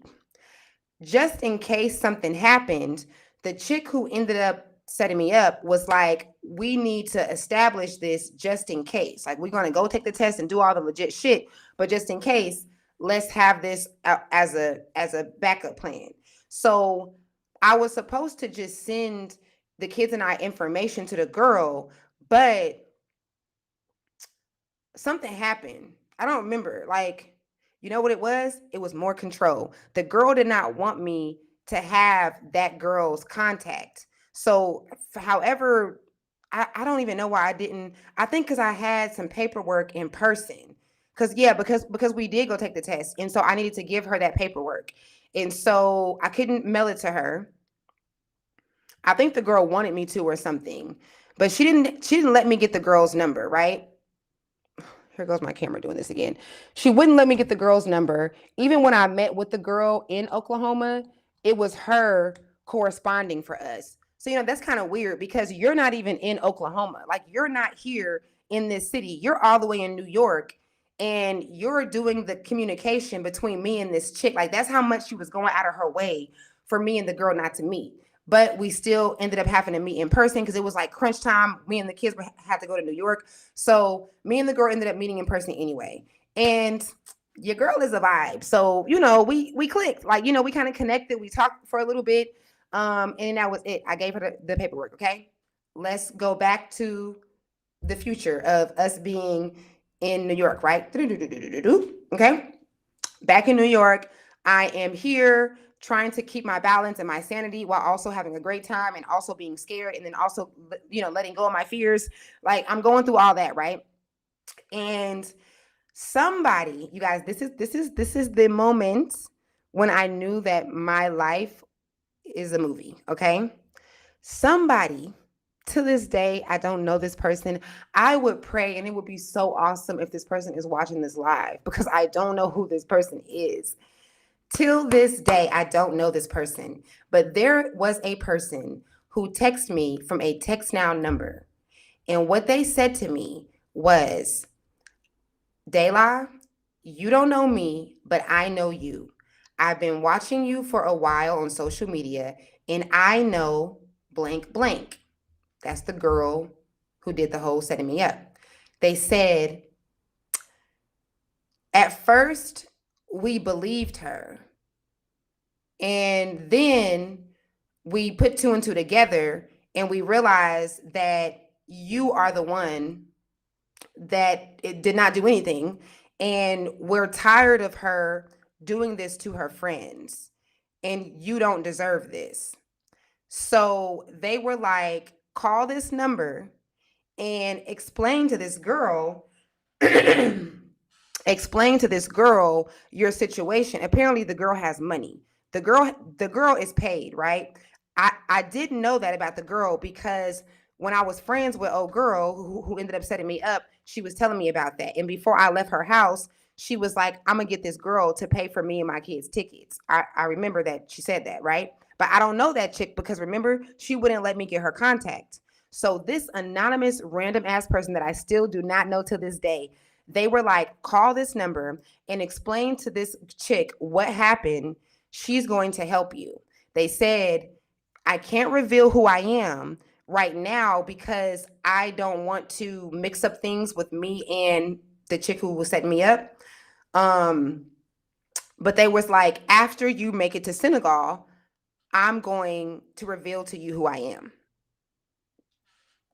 Tell me that's not a scene out of a movie. What?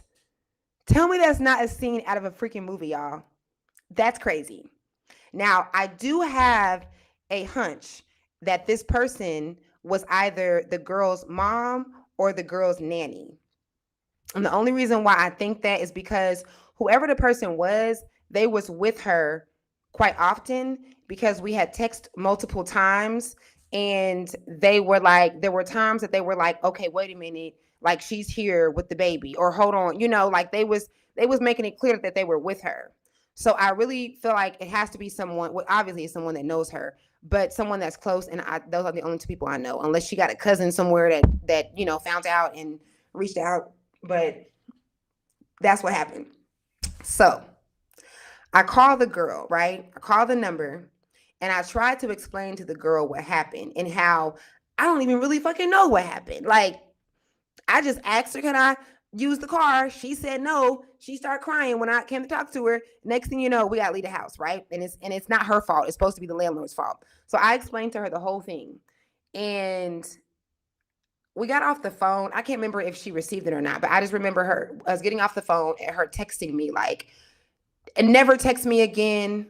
No, wait, you know what? I didn't get to tell her the story because she didn't want to hear it. So I didn't get to tell her the story yet. She didn't want to hear the story. When I reached out to her, she was like, don't text me. Like, get off of my line. And I'm like, what's going on? Like, I'm pursuing her now because I'm trying to figure out why you being weird to me, like, And so now it looked like I'm being weird to her because I'm calling and trying to, trying to finish my sentence. And she's like, leave me alone. This is harassment. I'm like, damn, like, I'm just trying to, so I'm like, all right, please don't text me no more. Like, I don't even, like, I'm speaking about the anonymous person that texts me because I'm like, I'm good. Like, I done forgot about this chick. She's doing her thing. I don't even need this. I'm like, I should have never even listened to this random stranger who I don't even know and reached out, right? So I just hang up on that and I go on with my Bronx living life, okay? So then about 3 weeks to a month later, this girl reaches out to me. And what she tells me, y'all, is so amazing. She tells me that her dude that's here in Senegal went to he went to the mosque. He went to the mosque. It was like the holy place where they all pray. That's a mosque, but I'm saying there was a specific one in Tuba Julao. And she said that while he was praying, he received a message from God that told him that she needs to reach out to me and let me tell her the story. Mind you, I don't know this man. I've never talked to this man. He don't know if he knows something about me. I don't even know what he know about me because I've never talked to the girl who was my friend. I never talked to her husband's best friend. Like, why would I have a reason to ever be on the phone with him? So he don't even know me. And he tells his girl that she should have never dissed me like that. And he was like, Dayla is telling the truth. She's actually being honest. And so is not the one being honest. You need to let Dayla tell her story.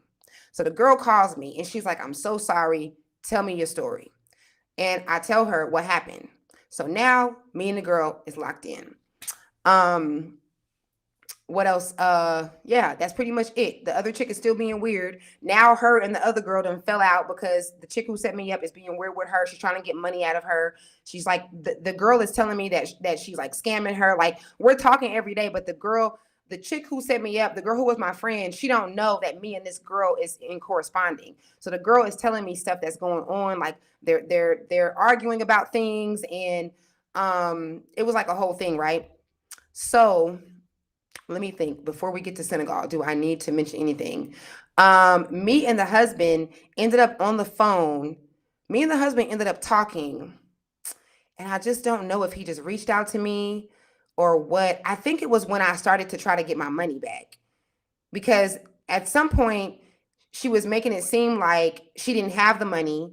And Portugal Air was clear that everyone who paid for the tickets got the money back on their cards. And so when I was trying to have her husband talk to her and tell her to give me my money, and he was like, she's saying that she never got it, yada yada yada.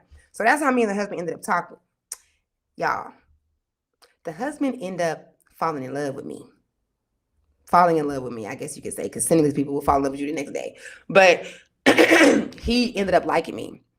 Now, I forgot that I didn't even tell about what had happened with the reading. I had told about one reading that I had got, but the reading I got right before I came to her house by my homegirl told me that her husband is going to see me and fall in love with me, and that she's going to be jealous. This is what my homegirl told me about 4 or 5 days before me and the kids went to New York. And so I told my homegirl, we not going. I'm like, F that. I'll pay for an Airbnb and then we can go off. And my homegirl was like, no. She's like, you can't do that.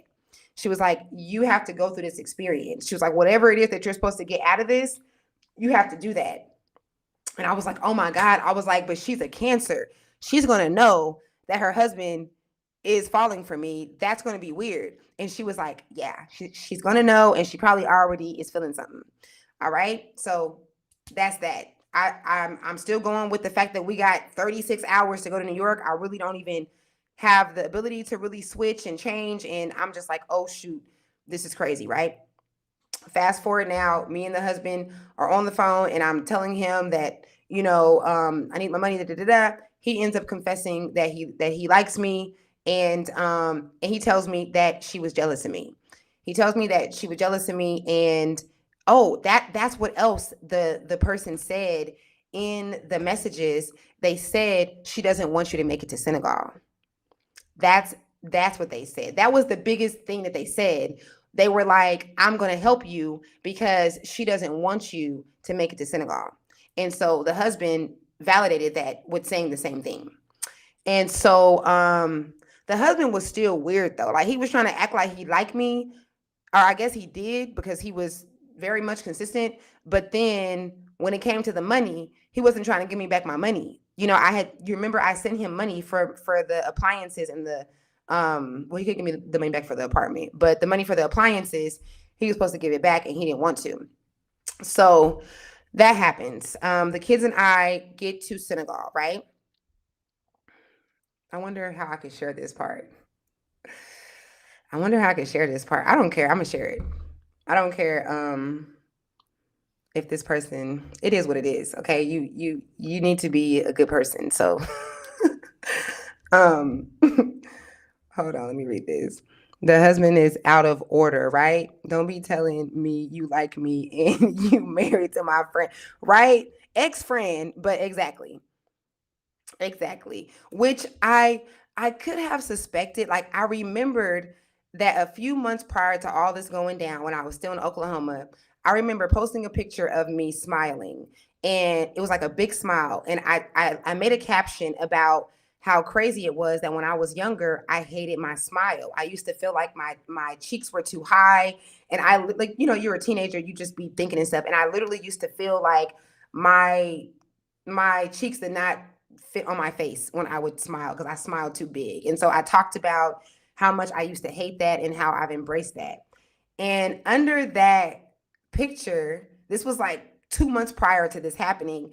The husband, this is honestly, to be honest, y'all, when I've looked back at this might have been where her whole thing in her head about me started.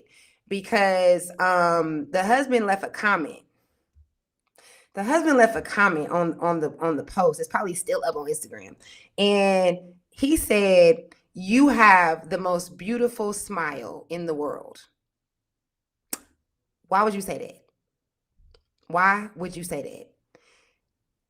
The girl, being who she is, always on top of stuff, a CIA private investigator, she caught that comment the second he pushed send.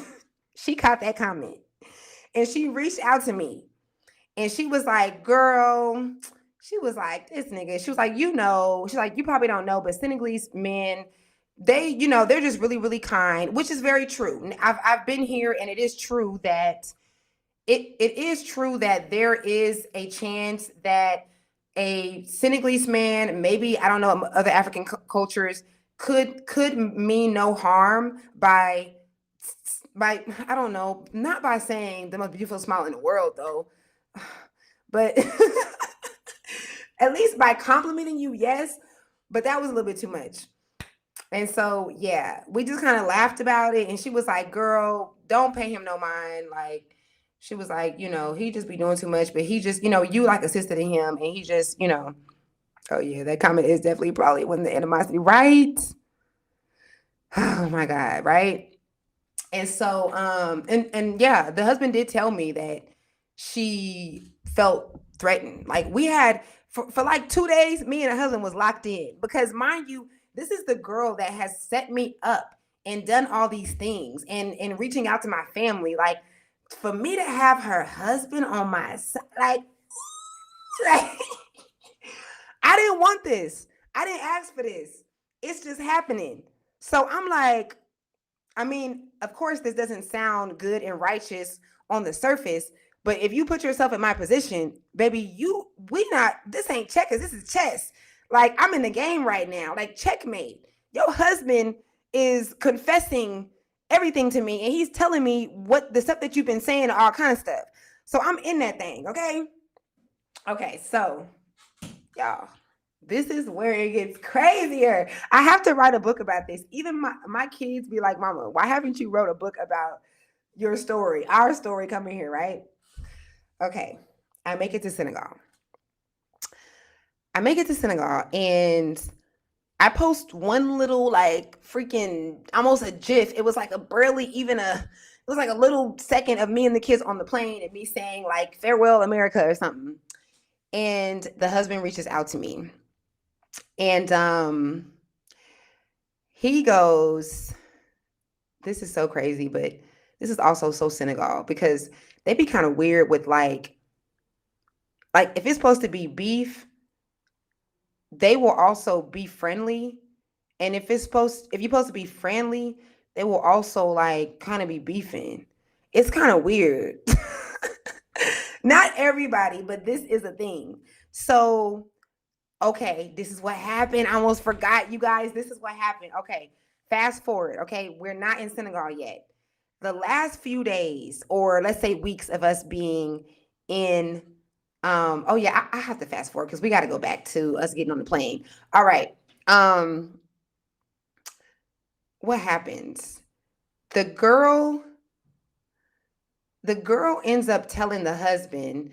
I'm assuming that the husband did tell her that we were in contact, and she knows because I feel like she's mentioned something like this, how like she knew that me and her being in rivalry wouldn't stop her husband from helping me because it's a mom coming to his country. They're Senegalese. It's the whole Tarenga thing. So just like the help that I've gotten here, she knew that he was still in the assisting me. And so she tells the husband, this how I knew he was slow, because she ends up telling the husband that I said that I would unalive their baby. They have a baby that's like almost a newborn baby. And she tells the husband that I said that when I get to Senegal, I'm gonna unalive their baby. And so me and the husband we've been ace boon coon. Like what you mean? He hit me up one day, like, Dayla, you told so and so that I was I mean that you were going to come to Senegal and you were gonna our baby. I'm like, are you playing with me? Like, are you serious right now? And he's like going off. I'm like, I have children. Like, not only like, forget me having children. This is so crazy. Like, this is so weird. I haven't even been responding to her. Why do you think that all of a sudden I want to jump to taking the baby's life? Like, why would you even think that? That don't sound weird to you? This man was in full belief. I don't know if this girl made up a text message. And this is what I haven't made clear, you guys. She is she is a genius when it comes to manipulation, and she have a lot of time on her hands. She was up at 3 and 4 o'clock in the morning. You're supposed to be feeding your baby, and she's up messaging my family member, reaching out, finding my exes online. This woman had time because of this experience. Now I have dealt with fatal attraction experiences before. If any of my friends that grew up with me are on here, they will tell you that I'll be dealing with some weird stuff when it comes to women sometimes. I also have great women in my life. I have great relationships with women. Every once in a while, I get a chick that wants to mirror me, and it just be weird. And this has been happening since high school. So this girl was obsessed, and it was exhausting. And there was no way that I could keep up the mental capacity of escaping the country and reacting and responding to her. I just didn't have it in me. And so for her to make up this lie and for the husband to believe it, I said, "Oh, both of y'all is not right upstairs." Okay? That's what's happening. Because why would you even believe that? And why would you?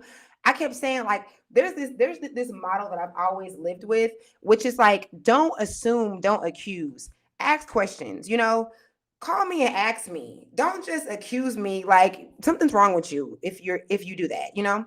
So anyways, so now he don't like me because he think I'm trying to he think I'm really coming to Senegal to take his baby's life. Okay.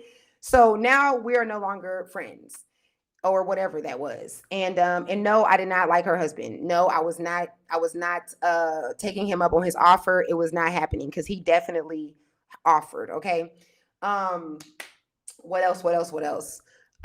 So It was crazy because I ended up needing that girl's help. The girl did end up getting us the tickets. The kids and I went to do the testing, and the clinic did not send us the results in time. Not in time. To this day, I never got the results. So we went to the New York clinic to take the test. The test that you had to take in order to get on the plane that year, and they never sent the results. So I want y'all, let's go into this, let's paint this picture right quick. Because to be safe, I didn't want for the kids and I to stay in that apartment that was so far away, like 45 minutes from JFK. I wanted us to stay close. So we stayed in a hotel, in the JFK hotel. Because I have spent all these years telling my kids that we were going to be living in Senegal, and we finally thought that we were, and we ended up living in New York for 4 months, I did not want to tell my kids that again, and then we don't end up going. So I did not tell them. I was just like, I don't even know what's going to happen. Okay, this is a true story of what all of you guys are being called to do, which is trust even in the unknown. We're so afraid of the unknown. And so what happened was the next day, I ended up we're going off now to leave, and I wanted to check in our bags earlier that day because I want to be safe. I don't want nothing else happening. I should tell y'all this technique that I use to get here too, but maybe I'll wait to the end. I'm gonna wait to the end for that, okay? Because I do have a technique to where you can lock in a place that you want to move. You can really do this with your brain and your heart, and it really does work. And I really was doing that in that Bronx apartment every single day. I'm gonna share that at the end, okay? So stay tuned. And so Ishailan, my oldest, he comes with me to check the bags in, and I can never forget this moment because I've been in the same spot now twice at the airport since I went back and forth now. And every time I'm there, I just think about this moment that me and Ishailan had. And we are at the airport. What I tell them is that we're coming to get the weight of the bags because I don't know if we're going to be able to get on the plane or not. But just in case, so we can be ready, we need to have the weight of the bags and have them checked in and stuff. So they're kids. They believe it. So, Ishailan comes with me, and we check the bags in, and a clerk or whatever you call him comes up to me, and he goes, something. Your ticket is for Senegal, right? And I'm like, yeah. And I tried to play it off, but Ishailan heard me. So I turn around, and Ishailan just starts busting out crying. And it's gonna make me cry, y'all. He just starts busting out crying. And he's crying. And so I'm holding him, and I'm crying too. And I'm like, why are we crying? I'm crying because you crying. What are you crying for? And he's like, because I don't know what's going to happen to us. He was like, we don't know what's going to happen. And so I'm holding him, we're holding each other, and we're crying. And I'm like, I know you don't know. I said, I don't know either. But I can tell you that my intuition, it is there. It is strong. And you guys have seen me talk about me having to make this move, us having to do this for so many years. I can't tell you what's going to happen, but I can tell you what they tell me. And what they tell me is that after we get to Senegal, everything will blossom, everything will unfold.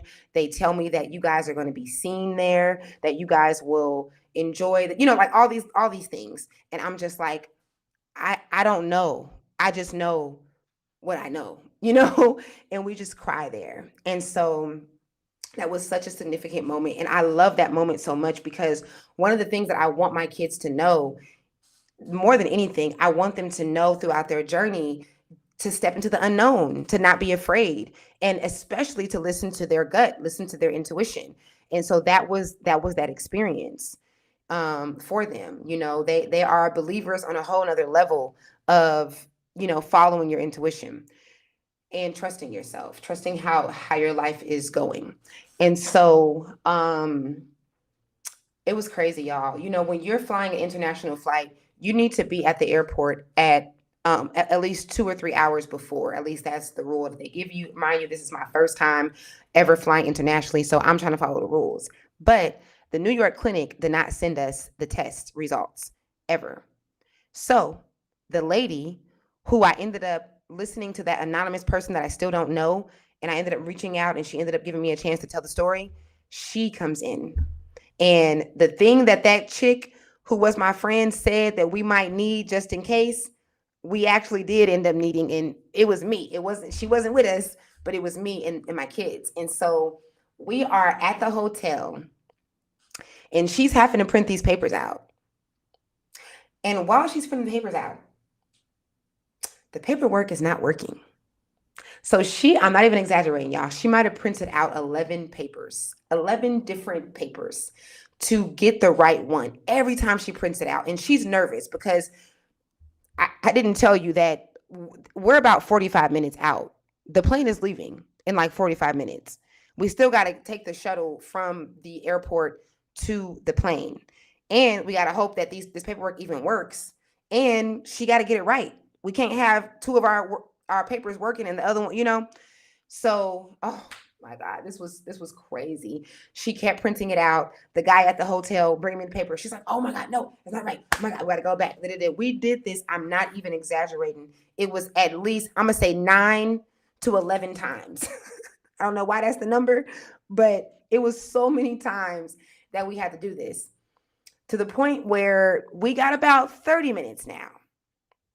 So we make it to the airport and they see me with all the kids and they're like, okay, your plane is leaving. Like, so they ended up letting us through. The paperwork worked. And I remember my ex being like, because we were all nervous on if I was going to make it. Like, I was talking to him before on the other side of the gate. And then I ended up calling him on the opposite side, you know, where you can board. And I just remember him being like, okay, chapter 25 of Daylights of Daylights life. It was like, you made it, because it was really a movie for all of us. Okay, are y'all in here with me? Because y'all ain't said nothing. So y'all probably like really into it. But so yeah, that was it. We ended up on the plane. All right. So then we make it to Senegal, y'all. And it just gets crazier.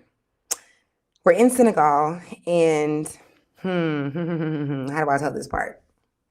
There's a person here. I'm going to try not to give too much details. There's a person here that helps people with coming to Senegal.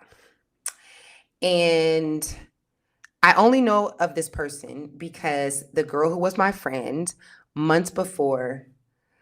Okay. Yes, thank you, y'all.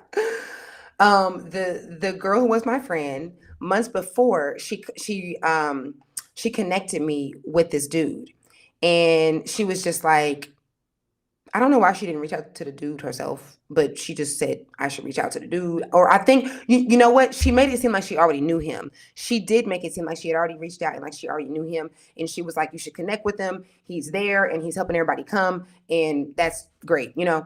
And so I connected with the dude. And this was a minute ago, because this was back whenever we were still in Oklahoma.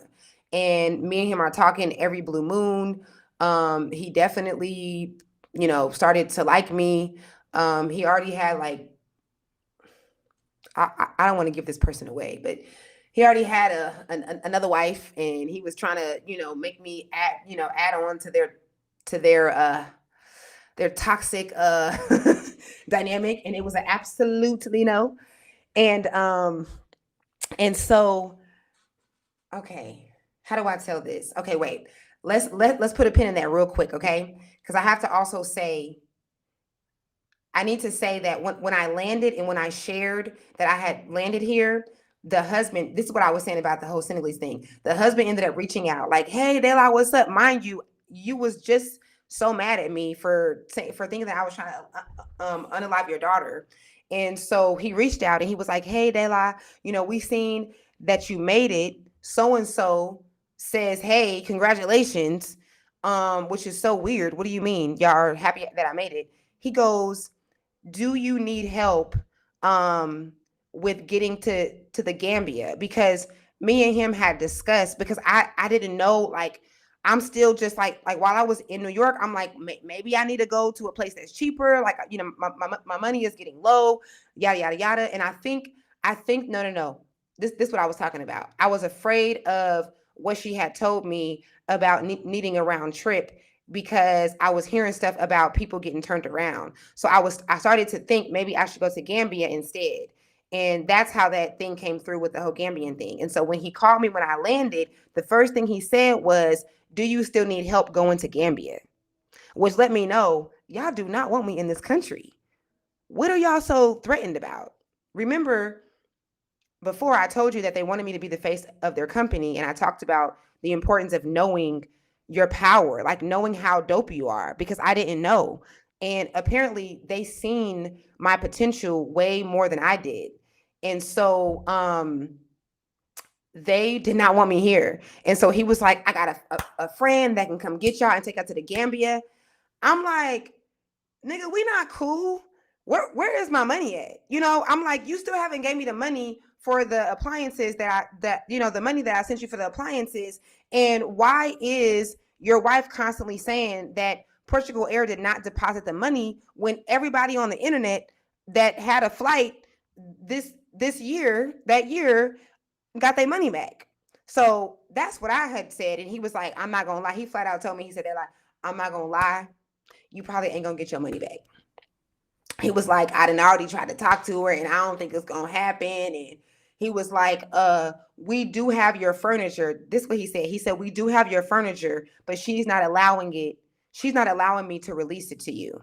And then he was saying that she swears that she didn't get the money. So he was like, "You should just move on with that." And what he told me, he said, "You're going to do well." He was like, "Don't worry about the money. You're going to do well." Mind you, this is about $6,000. Okay. And I came here with 167. Okay. So I got to go back, y'all, because I forgot about me landing here. Okay. Put a pin in this guy calling me and the guy who she connected me with that helps people move here, because that is where the story gets crazy. Or it gets crazy with us landing and me only having $167. All right, we got to back up. Okay, so there's this chick, right? There's a lady that I met on Facebook 10 years prior. And this was, okay, 8 years prior, because it was when I first got the message that I had to move to Senegal. And she does the help of bringing Americans back and forth here. So I connected with her way back in like 2012, 2013. And I literally still have this message in her inbox where I said, "Remember me. I'm going to move to Senegal one day. I don't know when, but remember me, because I'm going to need your help with transportation or something, and just remember me." Okay. So I ended up reaching out to that girl before we took off to New York, like maybe a few days before, from New York, before we took off to Senegal from New York. I reached out to her and I set up a ride from the airport to nowhere, because I did not know where I was going. I set up a ride from the airport to nowhere. I need y'all to understand that what is for you is for you. And if you feel it, you got to go for it. And you cannot care about what people think. If you want it, you can get it. I need y'all to get that, okay? Because again, painting the picture, I have 4 children with me, ages 2 to 12. And I don't even know where we're going whenever we land. And I'm moving. This is a new country here, okay? But what I do know is I'm gonna need a ride, because we ain't gonna be able to walk from the airport. So I reached out to this girl. I set up the ride, right? The anonymous random chick from Text Now told me to call. She's doing what that anonymous chick said she would do. She's helping me. So she ends up paying for an Airbnb. I think she paid for it for like 2 days. And yeah, she tells me this in Togo, because while we had got off while we had left, leaving New York, I still didn't know where we were going to be staying whenever we reached Senegal. But I called the chick in Togo, and she had told me, because she was like, we're going to figure it out. We didn't know exactly, but she was like, let me see what I can do. I'm going to look and see if I can find a place. So she kind of already let me know, she's going to pay for it, or she's going to help, or something like that, or at least just help me find it, and then I pay for it. And so by the time that we made it to Togo, she's like, hey, I got you an Airbnb. An Airbnb is in this place called Northwise. She ain't never been to Senegal, so she don't know where the hell. She just booked the place in Senegal, and in Dakar. And so that's where I have a destination now. So I call the chick. Hold on, wait. When I called the chick, because I had already set up the ride, right? Like a few days before us leaving. And then I call her before we leave to go to Senegal while we're still in New York. And on that conversation, she asks me, how much money am I coming with? And I tell her, I got like maybe $200. And she's like, okay, she doesn't say anything, right? So then when we land in Togo, we had a layover in Togo. And that's when the chick said, hey, I got an Airbnb for you for 2 days. So then, we're like 4 hours out of us landing in Senegal. Let me call my ride and let her know that we're going to be arriving. You guys, this lady tells me that she canceled our ride. This is an American lady. She's an elder, okay? So she's in her 50s.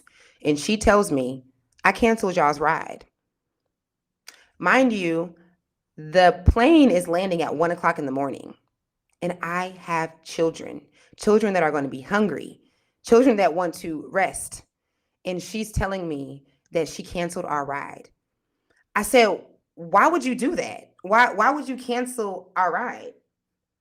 She goes, baby, I've been doing this for 30 years.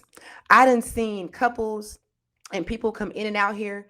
She said, I done seen people come out here with thousands of dollars and their husbands and not make it. She said, you don't have a man and you ain't got no money, you are not going to make it. She said, if you booked a round trip, you need to ask them if you can get that ticket on the way back to be, I guess, expedited or whatever, and change it to now. And as soon as you land, you need to turn back around and go back to America. And I'm like, they telling us that we got to get on the plane now to go to Senegal. And I'm like, what? I'm like, why would you do that? I'm like, I can't turn around. What do you want me to live in Togo? Like, what do you mean? Like, I can't turn around. I'm like, if I go back to America, I don't have nothing. I sold everything. I can't go and live. I don't have family that I can just go and, bunk up with my kids and stuff. I can't turn around. I have to go forward.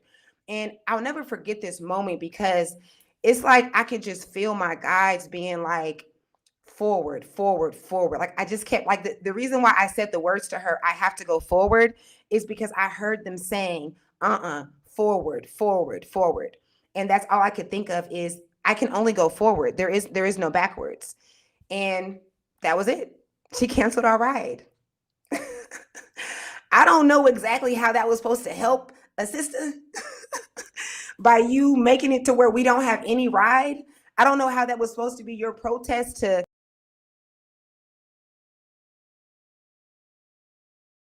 I lost signal. Okay, can y'all still see me? She says she's helping. So yes, anonymous, right? Anonymous coming through. Please, if you are ever watching me, I've been wanting to make a post on Facebook because she says she watched me on Facebook. I'm just assuming it's a girl. But who are you? I've been out here for 6 years. You said you was going to tell me who you were. Can you tell me who you are? Please. This will complete the story. Yes, right? Who is she to decide that? I was not asking for a free ride. Man, I'm telling y'all, I really want y'all. Okay, good. Okay, I hope y'all didn't miss nothing. I really want y'all to understand that when we are in scenarios where it feels like if it ain't one thing, it's another, and it's just this and it's just that, oh my God, this is a lot. It's not happening for no reason. It's always, always, always, always, never not, always 24/7, all the time working out in your favor. It's just not what you prefer. It's just not what you planned, but it's always, always working out in your favor. And if you can find some groundedness to push through that and get on the other side of the feeling of why me, why this, I'm exhausted, this, I don't deserve this, is God punishing me, like all this stuff that we put in our head, if you can just find the groundedness to push through that, you will know that everything you desire is on the other side of that. And I'm living proof of that. So my girl cancels our ride, y'all. And we land in Senegal. I feel like, why is my signal doing that? Stop playing with me. I feel like I started with like 250, but you know, the airport food is expensive and all that. So, I ended up only having like 167. I feel like I always remember this number of 167 on my bank. In my bank account. And so we go to the ATM. We're in Senegal, first time landing. I can't even focus on this long journey I've been on because I got to figure out how the hell we're going to get to the Airbnb. And so I go to the ATM. What I didn't know about Senegalese ATMs is that there is a time almost every day that the money is gone. There's no money. So I go to the ATM. I try to put the card in and get the money out. Ain't no money in the ATM. It's late as hell, so there's really no one in the airport. There's an exchange dude who doesn't speak English, and he's trying to figure out why I'm even here. Like, I feel like it was him and like one other person that was like, where is your husband? Like, this question, I don't know why nobody's asking me this now. I don't know if it's like, it just like, I feel like, or I look like I've been here, like I've adjusted and I kind of have the Senegalese vibe, but nobody asked me this now. And I'm like, I'm the same, it's the same face that it was almost 6 years ago when this was the number one question. Where's your husband? Did you come here without a man? You know, like everybody was always asking me that. So literally the moment that we landed and got off the plane, I remember someone asking the kids, where is your father? Why would you ask somebody kids that? So that was what the focus was. The dude was focused on why the hell are you even here at 1:00 in the morning with children and you don't have a man and you don't speak the language. What is the purpose of soul guides making things so inconvenient and adding so many hurdles? Is that a part of the lesson or is it test? It's both.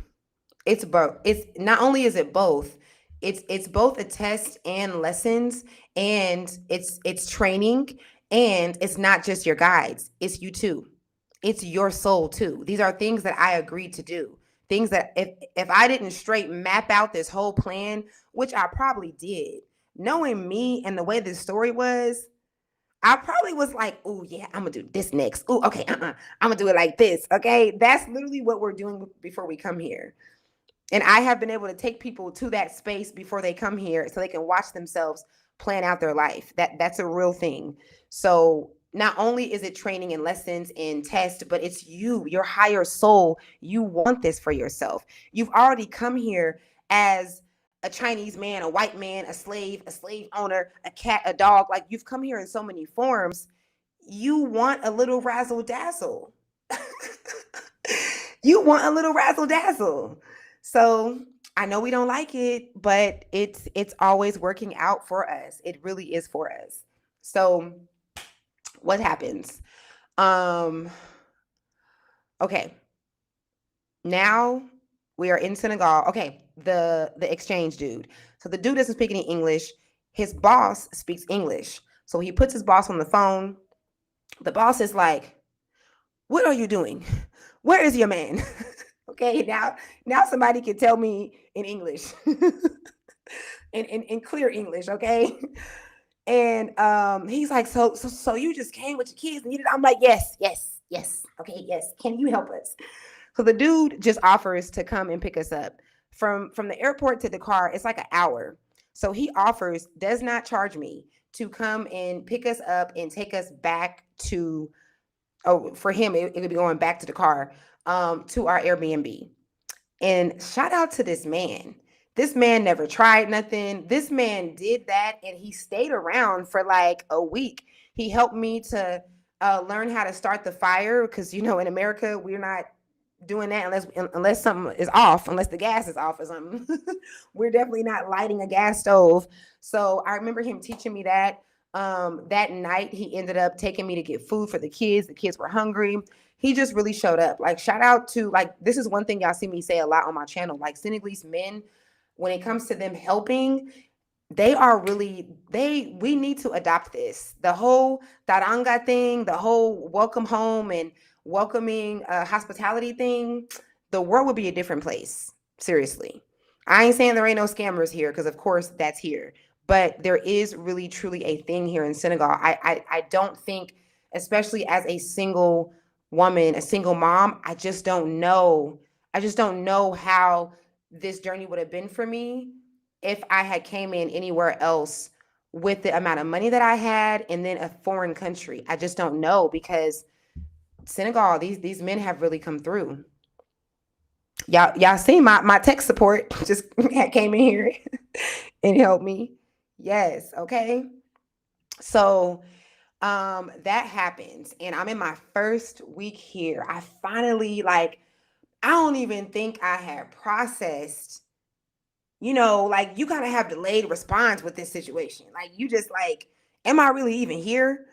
And I had so many outer body things. I remember like the first night or two of being in Senegal. This is going to sound weird to some of y'all, but it can't be weird. Like, I take people into other lives and I interview souls. So nothing I say should be that weird. Okay. But I remember like the second night we were in the Airbnb and I'm learning that I have to wash my feet because I didn't know. You guys, it's about to sound so funny. You have to remember, I have not traveled outside of America. I done been all over America. Like, me and the kids was living on the road, just traveling. But I have not been outside of America, so I don't know. And then I don't know Africa. So what I thought, because walking around the house with the Airbnb, your feet would be black. Like here in Senegal, it's dusty. So you're gonna sweep all day. I didn't know that you had to sweep all day. I didn't know there was a thing with the dust. And so I thought this is about to sound so stupid. I don't even want to say it. I thought my feet was supposed to be like that. So I wish I could pull up this picture. I don't think I can find it. It popped up the other day. But there's a picture of me on the phone with my homegirl, and I'm like laying on the bed on my stomach, and I snap a picture of us on the phone, and you can see my feet. Like, my feet is like back like this, and my feet is just black. And on the call, I'm explaining to her, because I'm an American that moved to Africa, so now I know whatever I know that I can tell you whatever you need to know. So I'm like, here is dusty and stuff, is dirty on the floor, so your feet, it got to look like this. And like, this had to have been my first night, because obviously I didn't go to bed like that. So but I didn't know that there was a thing where you wash your feet, like, even throughout the day. If you're going to be in a dusty place, you're going to do that. So that is just too funny that I really was like, this is how it goes. Now I can't stand that. And I walk around with house shoes all day. And we have literally right now, we have 4 brooms in our house. We Senegalese for real. Like, okay. So, okay. What happened? Airbnb first week. Okay. This is when it gets crazier. If you didn't think it can get any crazier, you guys, please hit the thumbs up. Even if you already did, hit the thumbs up if you're enjoying this. Share, all that good stuff. Okay. All right. There's this guy. Remember the guy, okay? The guy who I could have called. Remember, I didn't have no ride. I could have called this dude. Me and the dude have been conversing already for months. He already let me know he liked me, but I kept it professional and I was not trying to go there with him. But I knew that he most definitely would have came and picked me and the kids up. Like, he couldn't wait for an opportunity to show me, you need a man and I'm the man, So I could have done that. But your intuition, you got to keep that. You have to really listen to that, because I just didn't feel right. I didn't feel like I just didn't want to. If I had to get his help, I wanted to have it because it was the last straw ever. That's how I felt. So I didn't call on him for that. And even when he found out that we were there, he was like, "What? Why you didn't call?" I was like, it's okay, And so, okay, so what happens? I tell the guy the story. The husband actually called me when the guy had came over to meet me at the Airbnb for the first time. And so he heard the conversation. The call was on speaker, and he knows of the guy too. And because that they have a company. The couple who stole my money and did all that, they have a company here now, right? And so the guy is like, the guy who helps people come here, he's like, I'm gonna help you. Like, I got you, Dayla. We have a business opportunity for you, and I'm gonna help you. And then what happens is he invites me and the kids to this thing where he's like showing some type of project that he has. I'm thinking that I'm just a guest. Again, another man taking advantage, like the guy who did the interview. Because I'm thinking I'm just a guest and I'm just here and he's like, bring the kids and, be ready and all this stuff. And he ended up snapping a picture of us. And come to find out, he needed the photo to share it with his audience so that he can share with his audience that he was helping us, even though nobody had helped me. That had not actually happened. I had actually got here by myself. So I was a little upset about it. And he didn't ask me. He didn't ask me if he could share the picture of me and my children. He just shared it. And he told the story. He didn't know my story like that. Well, no, he knew my story. He knew my story. Yeah, he did. So he told, the part that he told was, he said that there was a company, because mind you, this is his business, so this is profit for him. He's like, there's a company that ended up setting this young lady up, and now so-and-so, his company is now helping her. And he posted it, and it was like a big thing, right? Anybody, just even in today's world, if we see a person, American, living in Africa or just moved to Africa with her kids, that's probably gonna be a viral post. So everybody was sharing it and talking about it and giving all their opinions and stuff. And I was really upset that that was the thing. Again, pay attention to how things happen, because even if you don't prefer, things happen how they're supposed to. If that man wouldn't have exploited me and my children, then I wouldn't have gotten the help that I got. I'm not gonna get into this, but we're gonna fast forward and come back. But I wouldn't have got the help that I got, that ended up taking the girl to court and getting my apartment, because the person that ended up doing that for me was a person who seen his post and knew of him and reached out to me to help me. But I gotta go back, because this is another crazy part. What I didn't tell you guys is that back in the States, when me and this guy was conversing, and he's telling me that he likes me, yada, yada, yada, this guy sends me a picture of his, right? He sent me an unsolicited, unrequested. I never requested this, okay? I never said I wanted to see this. And he sends me a picture of it. This is important. It doesn't seem like it's important, but it is important. Every time I tell this story, it's like, I almost be like, are you making that up? Because it's just too crazy. Like, how is this a real story? All right. So the dude sent me a picture, right? And me and the girl who was my friend at the time, we do what women do.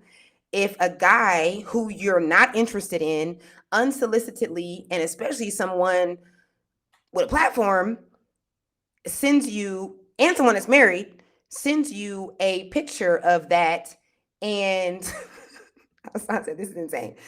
And you don't ask for it. And if it's poquito, okay? If it's petite, we're gonna do what women do. We're gonna talk about it.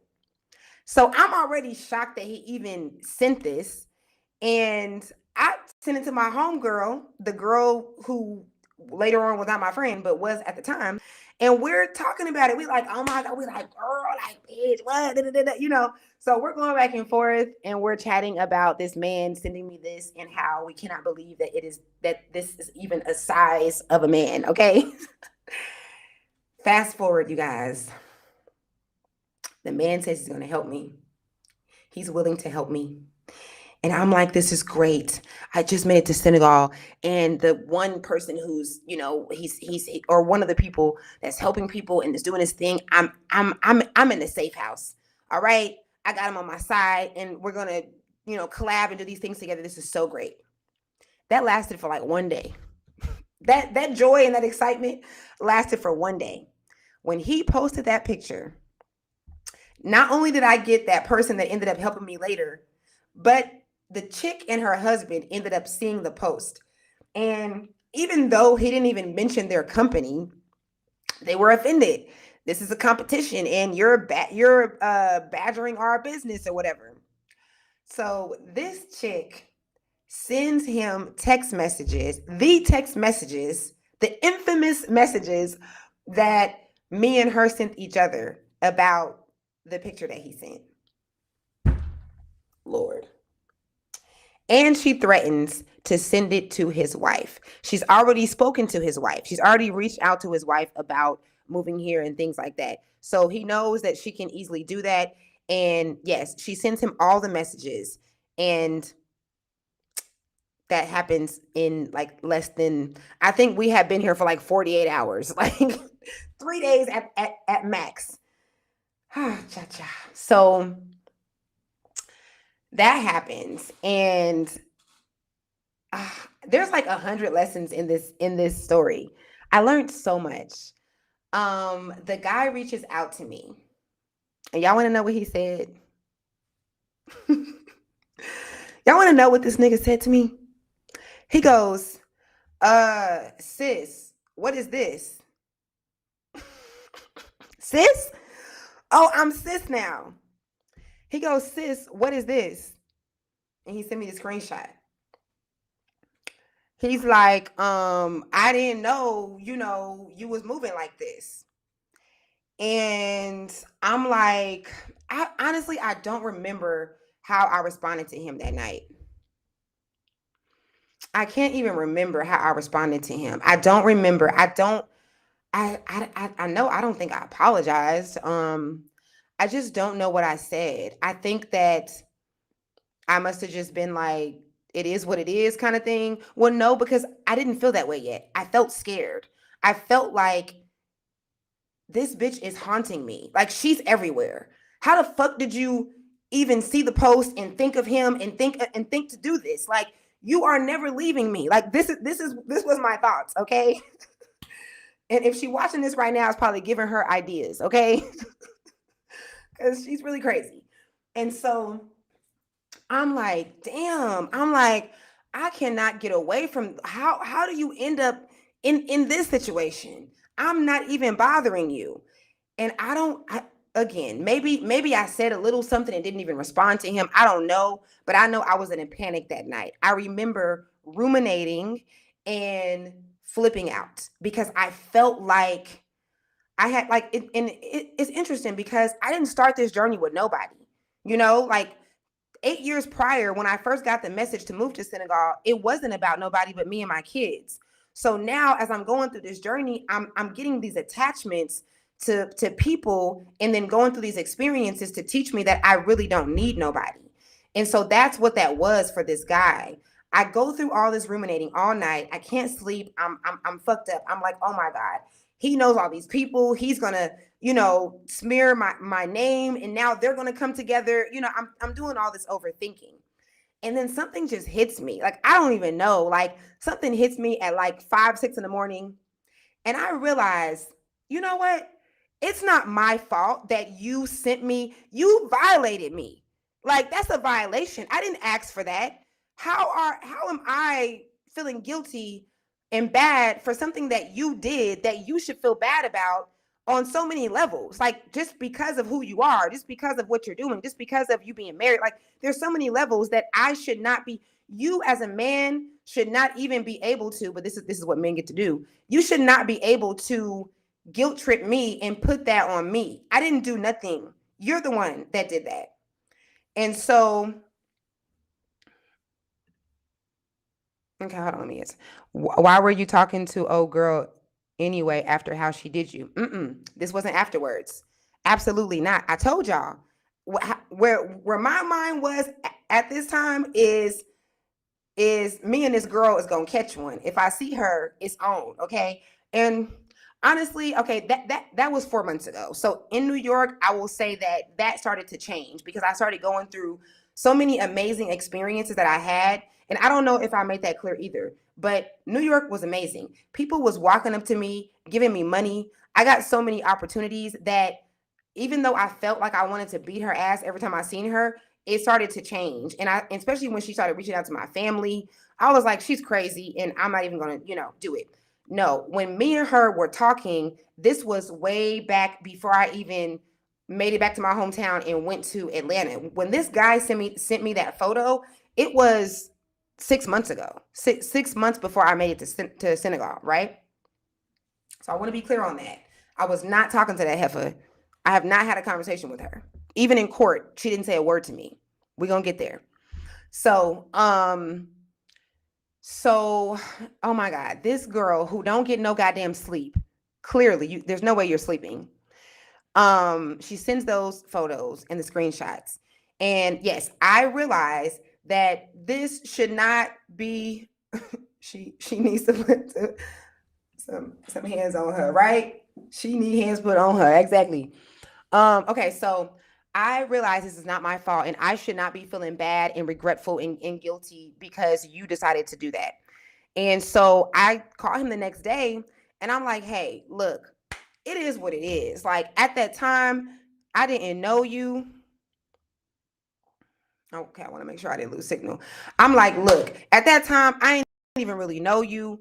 I hadn't met you because within these few days now, I met him. And so that's different, but not really different, but it's a difference. And so I'm like, I didn't even know you like that. I didn't ask you for that. You sent that to me and hold on, because I want to make sure I'm not missing nothing. Yeah. And so I'm like, you if you want to take it that way, then you can. But me not knowing you yet, because I didn't even really know your personality or nothing, me and her did what girls do. I was like, girls are going to talk about a man's, what you call it, if he sends her that, that's just what it is. And so it's like what Jesus said. Y'all always see me say this: the truth will set you free. So I had to go with the truth. Like, I'm real. So I'm just gonna tell the truth. I'm like, fuck this. I'm not about to sit here and go back and forth and do all of this. I'm just gonna tell the truth. So I was like, it is what it is. And me and her did have that conversation because that's what women do if we get a pic from a man that we didn't ask for. This dude gonna say, I don't feel like that's what women do. So he was trying to be like, this was you personally or whatever. He was like, women don't do that. I was like, yeah, I don't know when the last time you were a woman, but we do that. Yes, we do. We do talk about men who send us those photos. It's only because of patriarchy that niggas think that we actually want those photos. Can we talk about that? That's crazy. It's only because men have this hierarchy and they don't have any shame that you actually think that a woman wants that. And she didn't ask for it. And so I just kept it real, and he had no choice but to respect the realness. I'm not gonna talk about him too much, but yeah, he basically fell back. He fell back because he didn't want the blackmailing to go on. He didn't want his wife to find out, and he did not end up keeping his end of the deal with helping me. And so that was cool because the person who found me from his post reached out. And what happened, he ended up reaching out. He was like, I want you to know, like, I know of them. I know of the company, but I'm not associated, because he also knew some stuff and was picking up stuff. He was like, but I want to help you. And so, okay, wait, before I move on. They think women don't think about or want sex and let alone discuss it. Right. Right. So weird. That's what we do, man. Exactly. But yeah, don't send it if I don't ask. Right.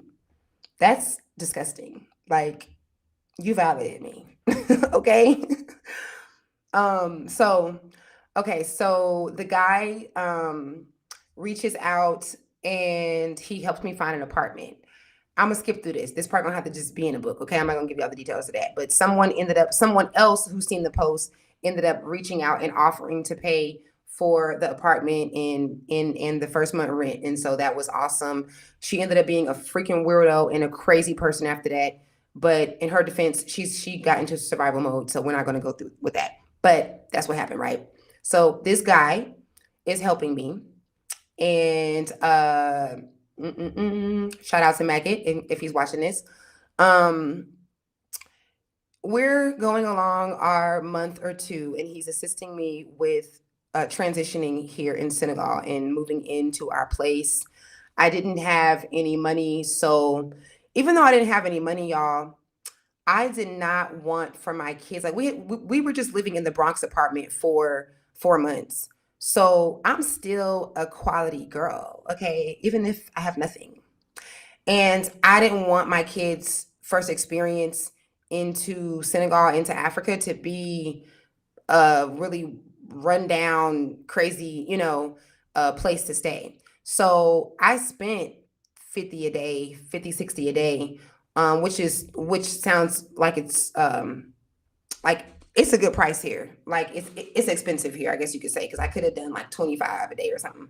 But I wanted to do that, and I just accumulated the money. The money just came. All right, I don't know where the money came from. It just started coming. It just would come here and there. It would come in little pieces, then I would have to spend it, and then it would come again, and then the next day I wouldn't know how I was going to pay the rent, and then it would come, and I would have to continually let go. And I would be afraid, and then I would just let go, and then it would come. And so yeah, I learned to do that. And then the lady offered to get us in the apartment. We move into the apartment, we're adjusting, and then this guy asked me, maybe he was just waiting because he knew my story from the whole time, but he had never asked me about it. So he was like, what happened? And I told him, and he was like, we're gonna get your money back. And I'm like, no. I'm like, no, don't do nothing. The girl is crazy. Okay. I finally am not hearing from her. It's been like a month or two. Don't worry about it. Thank you, but no thank you. She can have my money. They can have it. It's cool. Now, I knew that she did get the deposit. The way I knew, again, shout out to Senegalese men.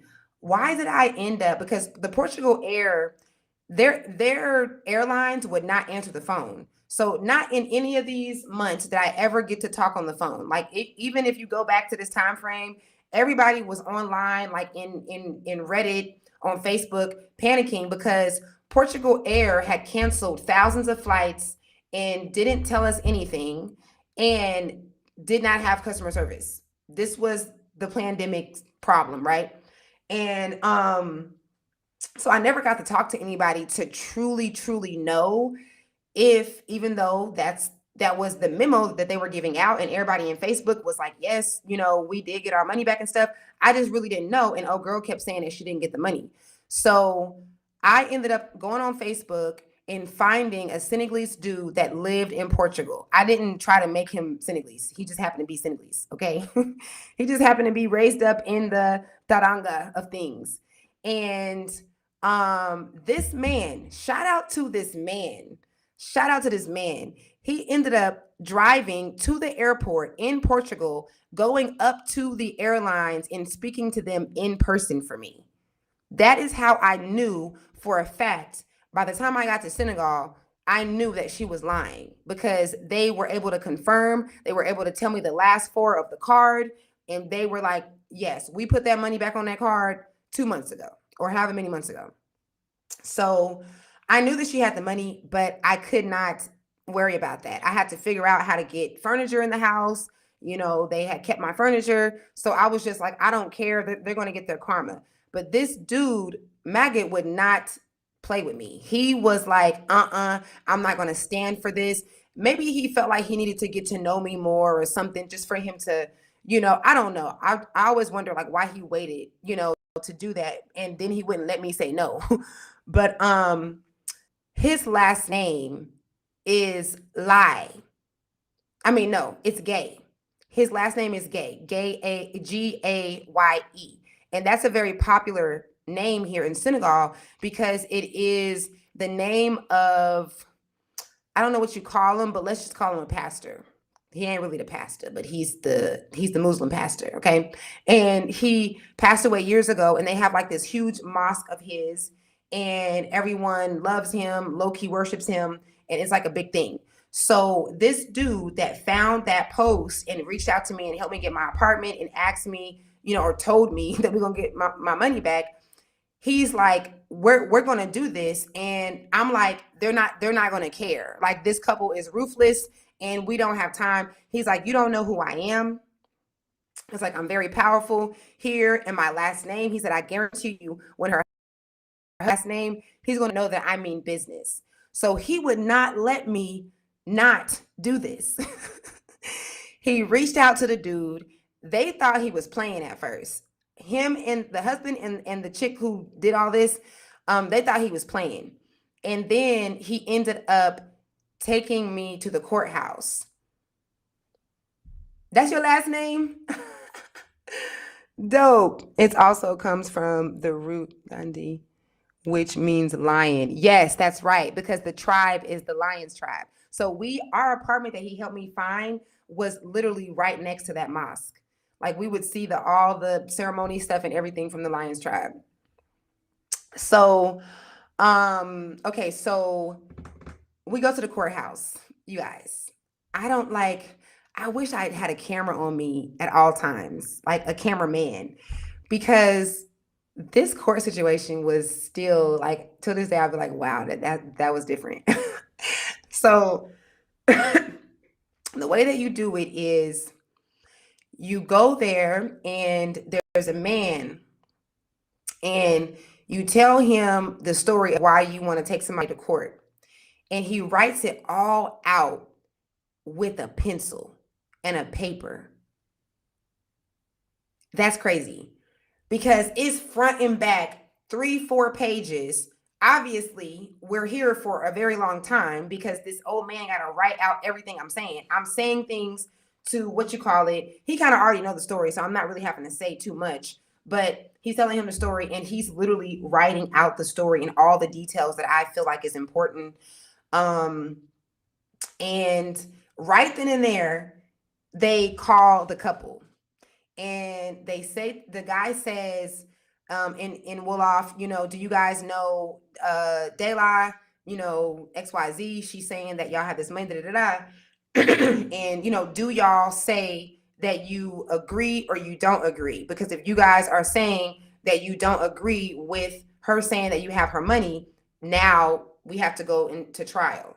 So they're saying they still think that we're playing. They think that this guy is not even real.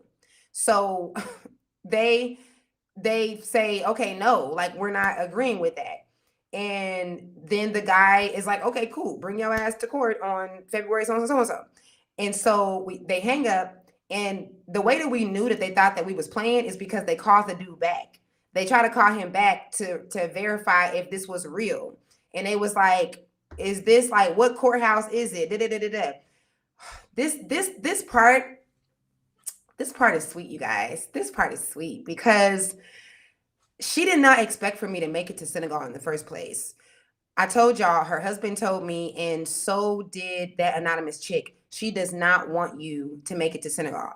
I don't know why, but it was just very important for her that I did not make it.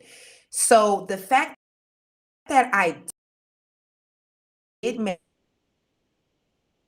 before her, but apparently we're in a race, okay? She did not make it there at the same time. And the chick who the anonymous chick told me to reach out to that was still in contact with her was the one like updating me on certain things and telling me, because the chick who I was friends with didn't know that me and that girl was talking now. So yeah, she definitely wanted to make it here before me, and I made it here before her. And not only that, but then I'm able to take her to court. You got to remember, she's a polyglot. She speaks 6 different languages. She's been to all these different countries. She just looking at me like I'm just a black American girl from the hood. I don't know nothing. I'm not gonna make it. I ain't got no husband. I ain't got no money. I'm not even gonna make it to Senegal. Let alone making it to Senegal and actually being able to take you to court with my English speaking ass and do that whole thing. So I could just imagine the level. Like, do you know who you messing with? Like, do you know now? Do you know now who you're messing with?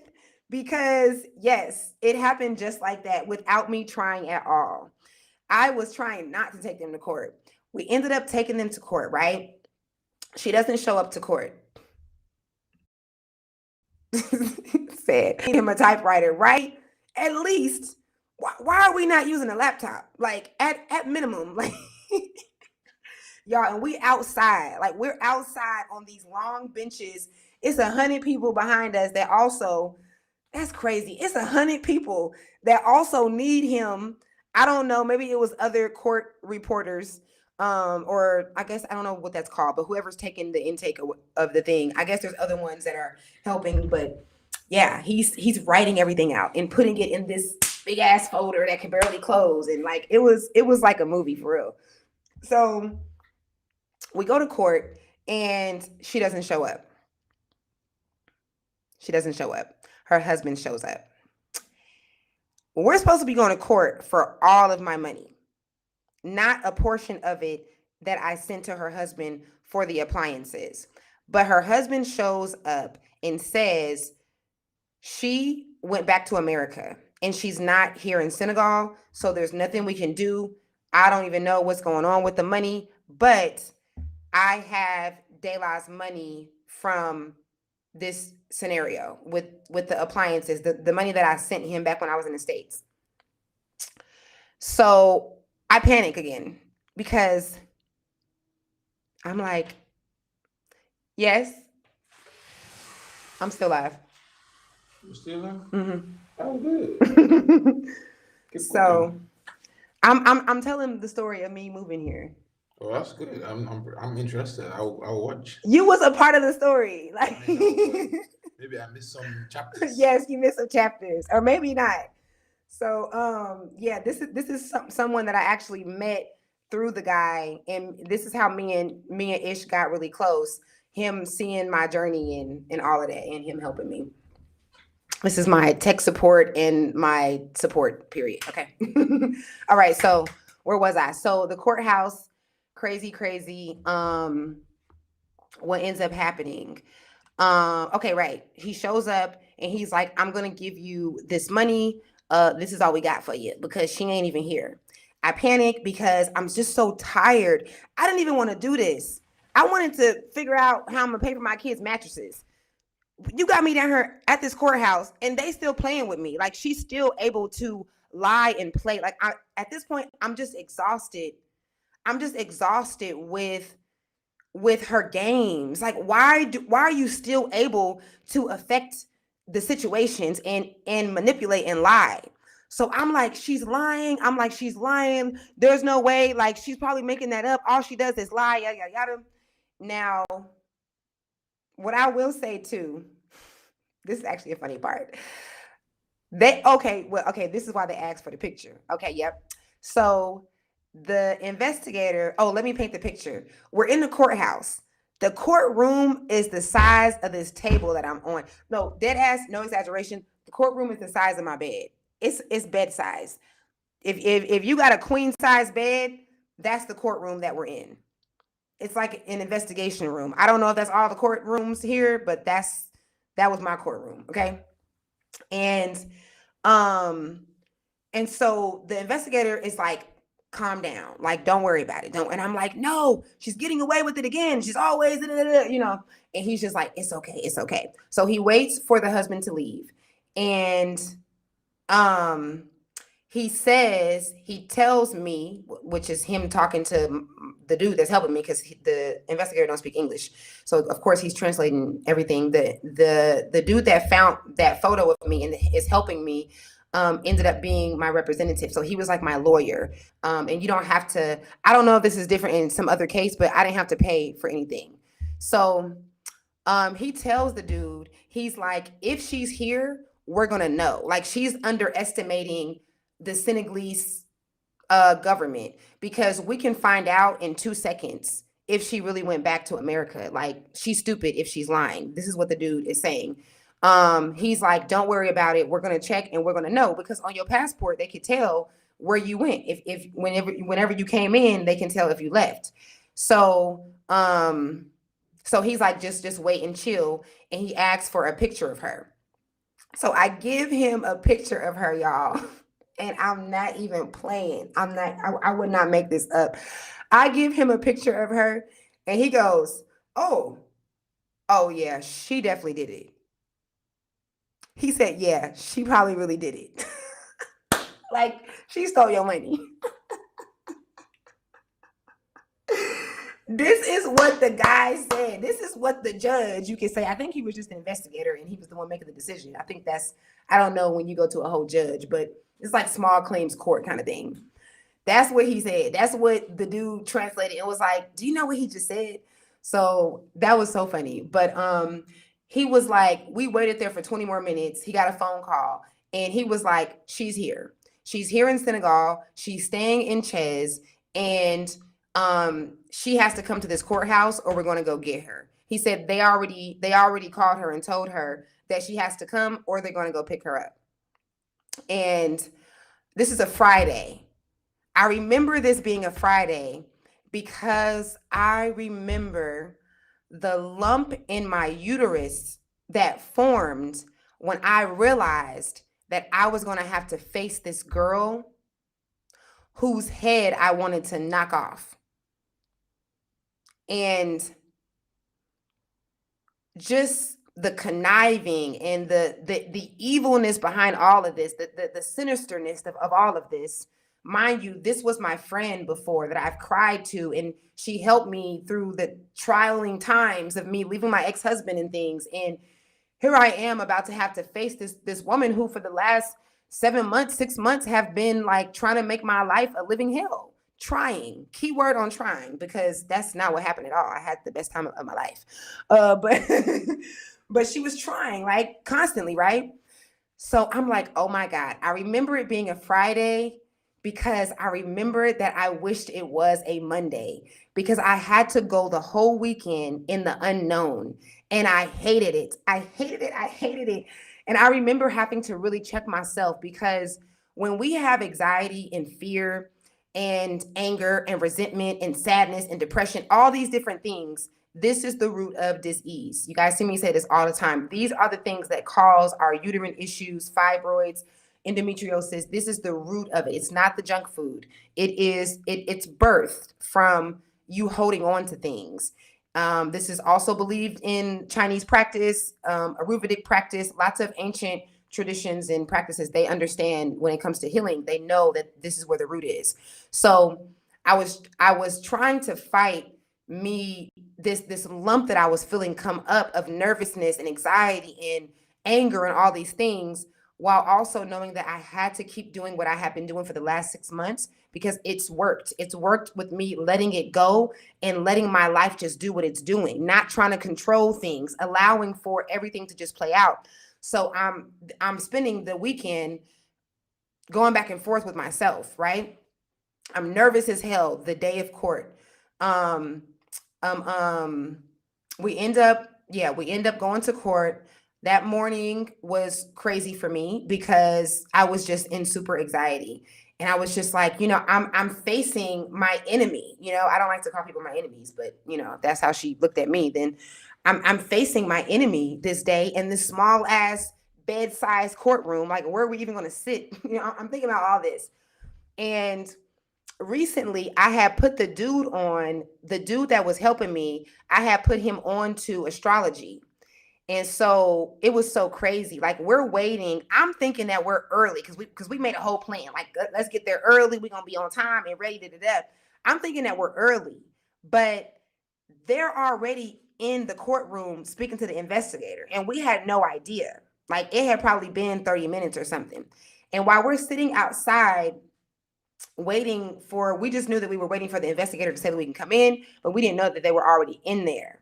So I'm thinking I'm walking into an empty room and it's them, right? But let's go back a little bit.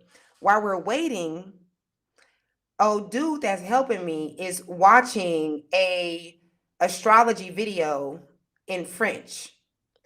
And he's sitting here watching it while I'm just sitting here like, I'm breathing, I'm trying to talk to my guys. I'm like, "Ooh, we got this." This is, and I'm remembering what the girl told me almost a year ago. It's like 8 months before, when I got that reading, and she said, "Remember that you're going to have to go to court, but the law is always on your side." So I'm just trying to calm down, okay? And I'm trying to walk in here with confidence, because I know this girl's demeanor is always fake unbothered, right? And dude turns to me and he's like, "You will not believe what this lady just said on the screen." I'm like, "What?" He's like, because he's watching astrology. For those of you who don't watch astrology, you can go to YouTube and they'll like, there's astrologers who will do a reading for you, like a forecast for that month for your sign. So he's a Virgo and he's watching the Virgo sign and what's happening in this month of February of 2021, right? And he's like, "She just said that I'm going to help someone win a court case, and this person is not from that country. They are abroad, and they traveled across the ocean, and any Virgo watching this can resonate with, I'm going to help someone win a court case." This is what he tells me while I'm freaking out on the inside, waiting for us to go into the courtroom. So immediately I'm like, "Okay, that's my guy." It's like they're trying to tell me, like, it's okay, calm down. So I'm just like, it's like this calm just came over me. And so we go into the courtroom and they're in there. And because they have a baby, and this is a small ass courtroom, the investigator has us stand up. He tells us that we can't sit down. It's 2 chairs, it's 3 chairs. So it's the wife and the husband and the investigator, and there ain't no more chairs and there ain't no more space. So I'm gonna give y'all where we're standing at, right? It's me standing here, it's the dude that's representing me, it's the investigator sitting down, and then to the opposite of us is the couple with their baby. So I'm standing over her. When I tell y'all, I'm looking at this girl. I'm looking at this girl like this.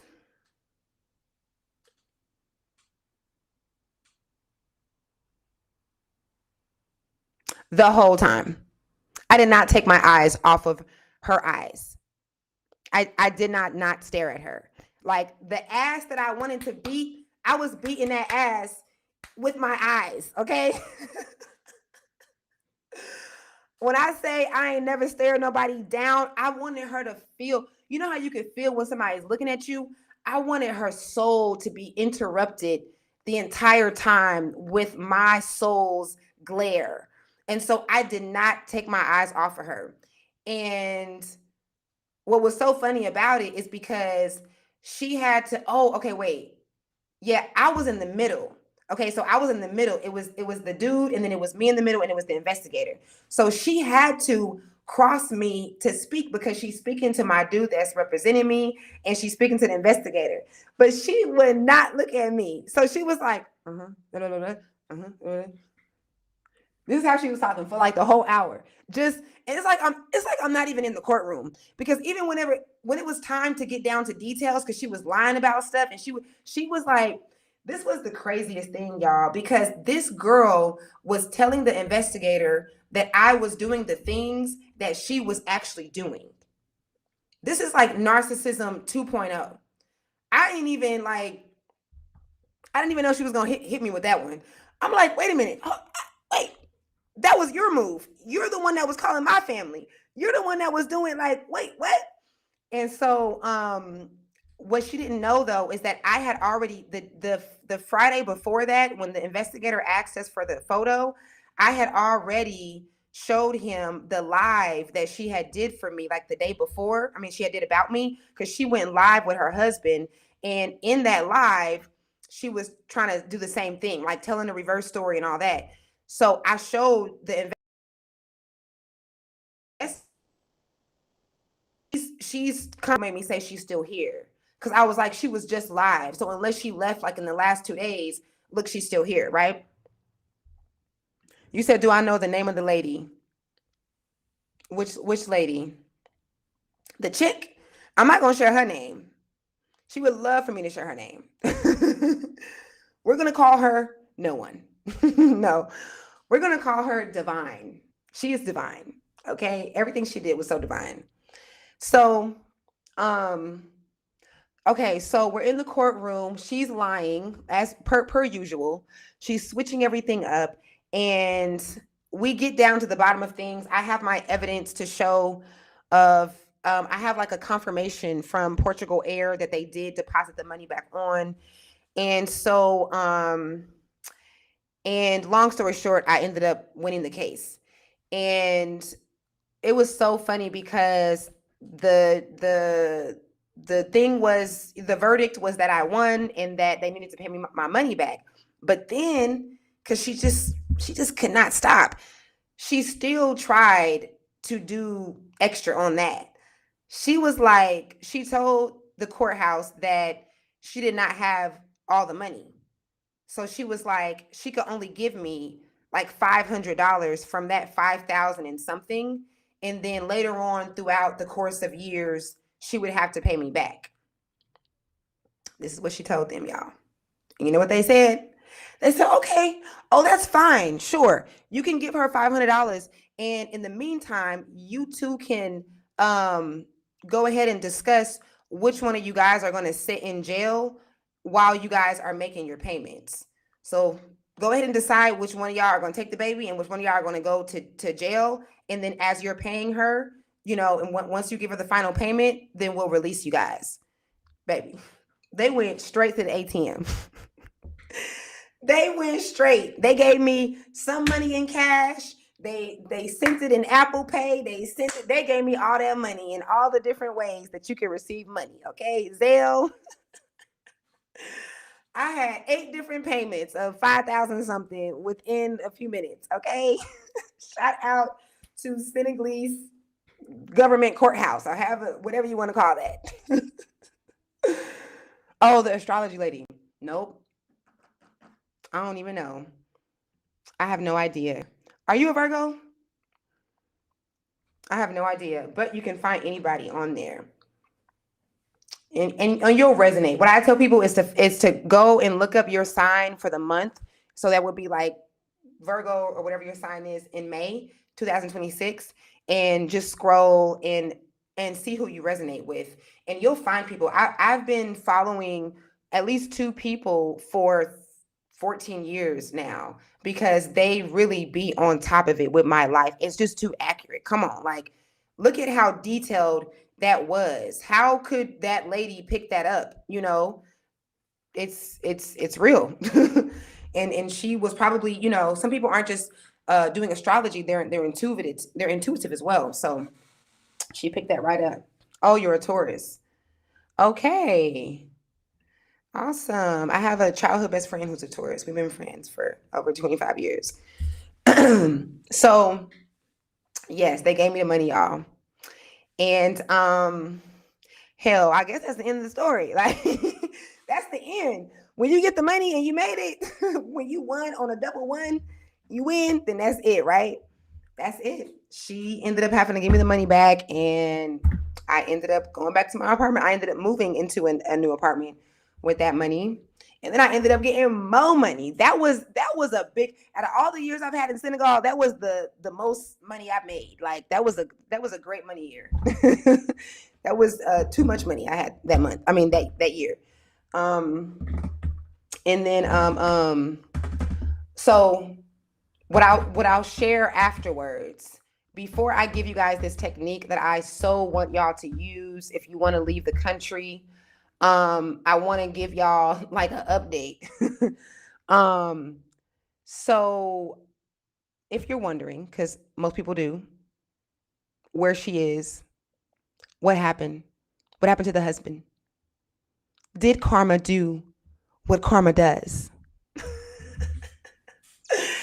Yes, that's exactly what happened. About 2 years later, a guy reaches out to me. Shout out to this guy. This was a guy that I knew of from Facebook. I knew of him from her. Like that was like a Facebook friend of hers. And then you know how you be like Facebook friends with somebody and y'all talk the same and y'all like how y'all what y'all do and then y'all connect, they connect with you. So he followed me through following her from her like sharing my stuff or something like that. And so he could see my journey and stuff. And he's Nigerian, but he's lived in America for a lot of years. And him and his Nigerian friends came here and used her company, and they ended up getting scammed. And him and her are pretty tight. So he was shocked and like kind of hurt by it. And he said that he had spent more, like he had given her more money because he wanted to support their business. And so what happened was this is so many different connections. How did I end up meeting Berem? I don't even know. I think I just met Berem at a restaurant. Berem used to work for um this restaurant that this American dude owned, and that's how I met him. And Berem, 2 years later, started helping people who wanted to come here and stuff. So I don't know if he was advertising it on Instagram or something, but when that dude, when old girl, the one who was my friend, when her friend used her service and got scammed, um, he reached out to Berem, this guy that I had met a year or so prior at this restaurant. Berem knew my story. And Berem called me and he was like, "Hey, Dayla," he was like, "I think I know somebody who went through the same thing with the same girl. Like, obviously not the same thing, but being set up and all that." And he was like, yeah, like the dude, I think he know you too, and he want to talk to you. So I get on the phone with the dude, and the dude gives me all the tea. The dude says that they were picked up with a shuttle from the couple's company or whatever, and they said that he said that the driver had picked them up first, and then they were going to pick up the husband. But mind you, the dude been living in America. Him and his Nigerian friends, I think they know an addict when they see an addict. They was like, swear to God, there is no way that the guy and the girl that they picked up, because then it was a random chick. Like they picked up the guy, and then after the guy, they said the dude told me that they went to pick up a girl and from some random house. And he was like, they are visibly on drugs. It is clear. His friends in the background, like, "Yep, ain't no way. That's what it is." Now, I'm not saying that I'm happy about that or I'm excited that I'm just telling y'all what happened. Okay. And, wish that on anybody. Um, so yeah, that's what ended up happening. Like I think like a year ago though, my homegirl did tell me that she seen him. So that was last year. So I don't know what's in with that. So that happened there. But then the conversation that I had with this dude, it really took everything home for me, because I'm talking to the dude, and I actually ended up going to meet him and his friends. We're connecting now because he's like, "Oh my God, like I always wanted to meet you and I never knew and I've been friends with her, And so we're talking, and I'm telling him, he's telling me about her, and I'm telling him about me and the story and all that stuff. And I say to him, "Did this, and that's what it is, and da da da da." And yes, I was very upset with her. I am so grateful. If she didn't do these things, then I wouldn't have had this experience and that and that. And I said, for what it's worth, um, she did end up helping me through. Now, okay, I want to be clear why I'm saying this. I'm not saying I want to be cool with the girl. I'm not saying I love the girl.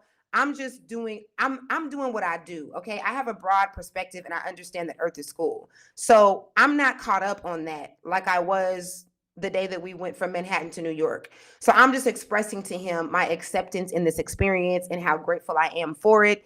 And I'm just like, hey, she played her role. She obviously we agreed to this and or we planned it out.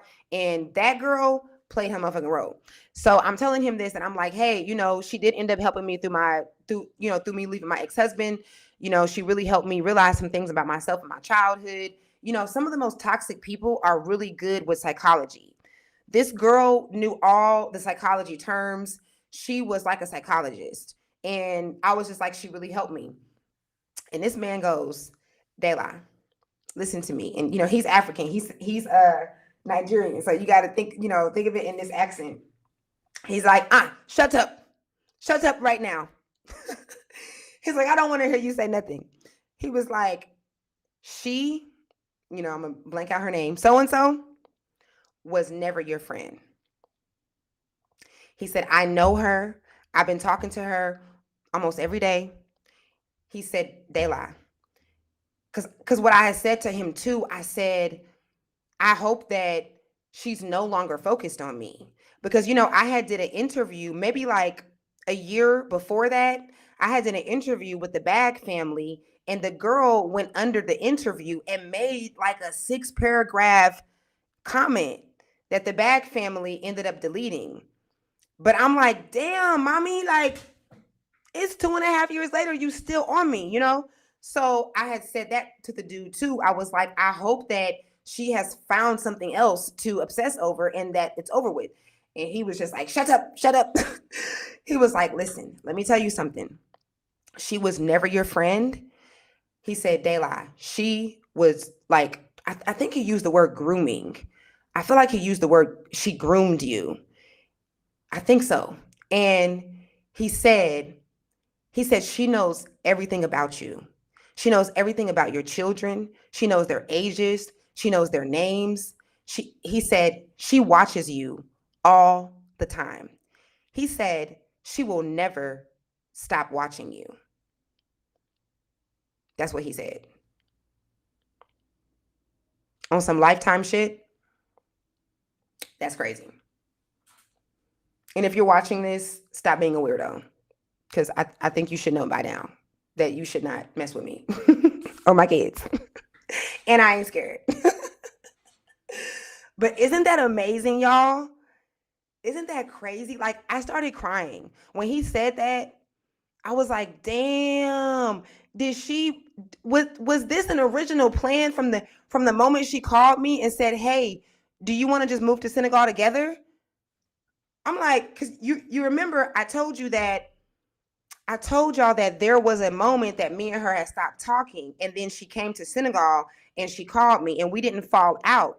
And with the way that I am, my integrity, my loyalty, how I am with my relationships and friendships, I'm really big on transparency. And I love a person that, like, when we can communicate and get through something weird. Most adults, we can't do that. I don't know why we call it an adult conversation.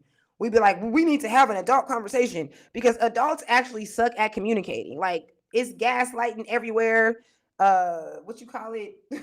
just so toxic. So at that time, rewinding back a whole pretty much a year before, when me and her reunited, I felt so good about us reuniting because we had stopped talking for months. Like, I had gotten pregnant and had a whole baby and we didn't talk. So that was a long time. And again, my integrity, just how I am, I'm just real. And I'm not weird when it comes to, like, if we fell out, especially if it wasn't no bad blood, let's address the elephant in the room, so that you don't end up being weird. I do remember now, she had done something like one day. She had done something on social media. It wasn't one day. It was already a little bit of weirdness, but one day she did do something where she was like, it kind of seemed like it was like a conversation that we had over the phone, and then she had kind of posted about it like subliminally. And so, yeah, that right there, that's not how we stop being friends, but that's not how we stopped talking that time, but that made me say, okay, you know what? We can't just go right back into this. Like, she just reached out to me. I got to talk to her. And my ex at the time was like, yeah, like, if we're going to all be moving to Senegal together, like, it's going to be weird if she started doing weird stuff. We don't really know her. So yeah, go ahead and confront her and tell her how you feel. And then y'all going to talk. So her and I had a conversation about how I felt about her posting that. And I was just like, I felt uncomfortable, yada, yada, yada. And she took it.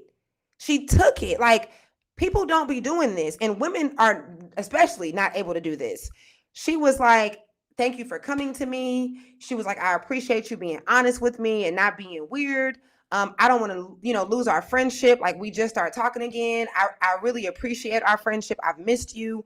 So, I'm sorry. And it won't happen again. So I am more in love with the girl because I'm like, yes, this is true sisterhood. I'm going to be able to get through anything with you because you know how to communicate. Right on. Of course I can move to Africa with you, because in my mind, I'm like, you're going to have issues with people, but if you can communicate with someone, then the issues can't be that bad because they've shown you that they are mature enough to communicate and to take criticism and not be offended. But when this guy tells me this, I'm realizing I think she was offended. And I think that she set me up this whole freaking time. Like, I think this was her original plan the whole freaking time, because that's how he explained it. And the fact that he had been in constant contact with her, he was just so serious. He was like, Dayla, you got to get that out your head, that she was actually ever a friend. She was never a friend to you. And he was just giving me all the details about how she would speak about me. And yeah, it was crazy. That's my story, y'all. That's my story. Okay. Let's drop some hearts, or some healing hearts. Okay. I had to heal my heart from that journey. Like, drop some sunshine. Okay. And it's so crazy because, like I said, like, on the journey, it was amazing. Like, I got to see that your circumstances don't matter. Circumstances really don't matter. It's how you react to them. And then on the flip side, I got this crazy, on some Lifetime movie shit, like this obsessed, crazed girl that won't leave me alone. That's amazing. So let me tell you guys, what is the technique that I live by. And I do this in my mentorship. I do this in my sessions. If someone comes to me for a quantum leap and they want to go to a new country, this is what we're doing. And it works. This is called brain and heart coherence. The way that I got into this was giving birth to Coast. I ended up doing this whole breath thing and having an outer body experience. And then I went down the rabbit hole of certain things. Thank you for the sun and the hearts. And so, okay, the technique. This technique, I feel like I would have to, like, I can give it to you guys as detailed as I can, but you might need a little bit more information or something. So you can, reach out to me for that. You can book a quantum session if you want to. So basically, this is how you lock, like, I call it lock it in. Like, this is how you lock in something that you want, where it cannot not happen. And thank you. And I knew, like, when we were at the airport, even going through all of that to get to Senegal, I knew that I had locked it in. I knew that it's like I could hear my guides be like, there ain't nothing that can stop you. Like, if somebody was to stop you, you wouldn't be stopped, because ain't nothing that can stop you, because you locked it in. So you're unstoppable. Like, you're going to get to Senegal. Like, you're going to end up doing this, And I just knew that it was because of whatever else, right? Like, I planned it and all the other stuff. But I also knew that in a physical way, and the whole 3D thing, it was me doing this technique. And so what I was doing when I was in that Bronx apartment, I was practicing the ability to create synchronicity with my brain and with my heart. And an easiest way to describe this or explain this is, you are taking your mind, your visualization, make sure that you are not doing this if you're in a state of lack, because just basic visualization when you're in a state of lack creates resistance. You actually will create the thing that you don't want. So for example, if I want to get money, but I'm also afraid of money, most of people that want to get money are afraid of money. Like we have a fear about, it doesn't mean that you're afraid to get money, you're afraid of losing the money. So that's a fear of money. And so when we're like that, you could be like, okay, I'm about to visualize me getting some money. But while you're trying to visualize it, your conscious brain remembers that you ain't got no money. So while your subconscious brain is trying to, you know, tap into your imagination, which is the superpower of manifesting, your conscious brain with your ego and with your fears and with your negative self-talk and your lack of self-love and your inability to believe that you really came here as a co-creator to live out your desires, that part of you is saying, this is crazy. I can't get $1,000 by next week. This is impossible, you know?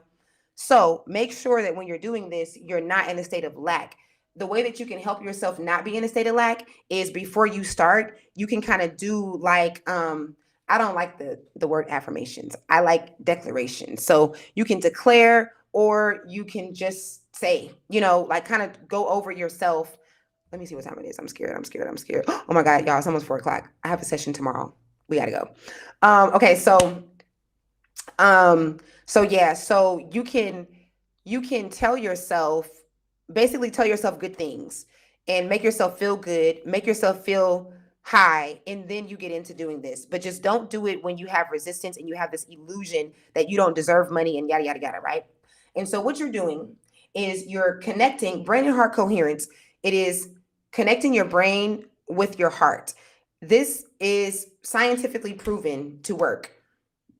You can look up Dr. Joe Dispenza, who is a pioneer. He's been teaching this for like the last 30, 40 years. And I didn't know about Joe then. I didn't find out about Joe. That's crazy. Oh my God, that is so insane. I did not find out who Joe Dispenza was until almost 3 years into me living in Senegal. That's amazing. Because I was already doing this technique. That's so cool. Okay. I did know about Jose Silva, who was like a similar thing, but not.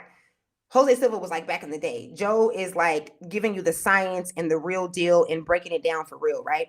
So, all right, you are able to connect your mind with your heart. It's something about humans where if you can connect what you are thinking and what's in your mind with what you feel in your heart, you are going into the quantum field with your desires and you are pulling that closer to you.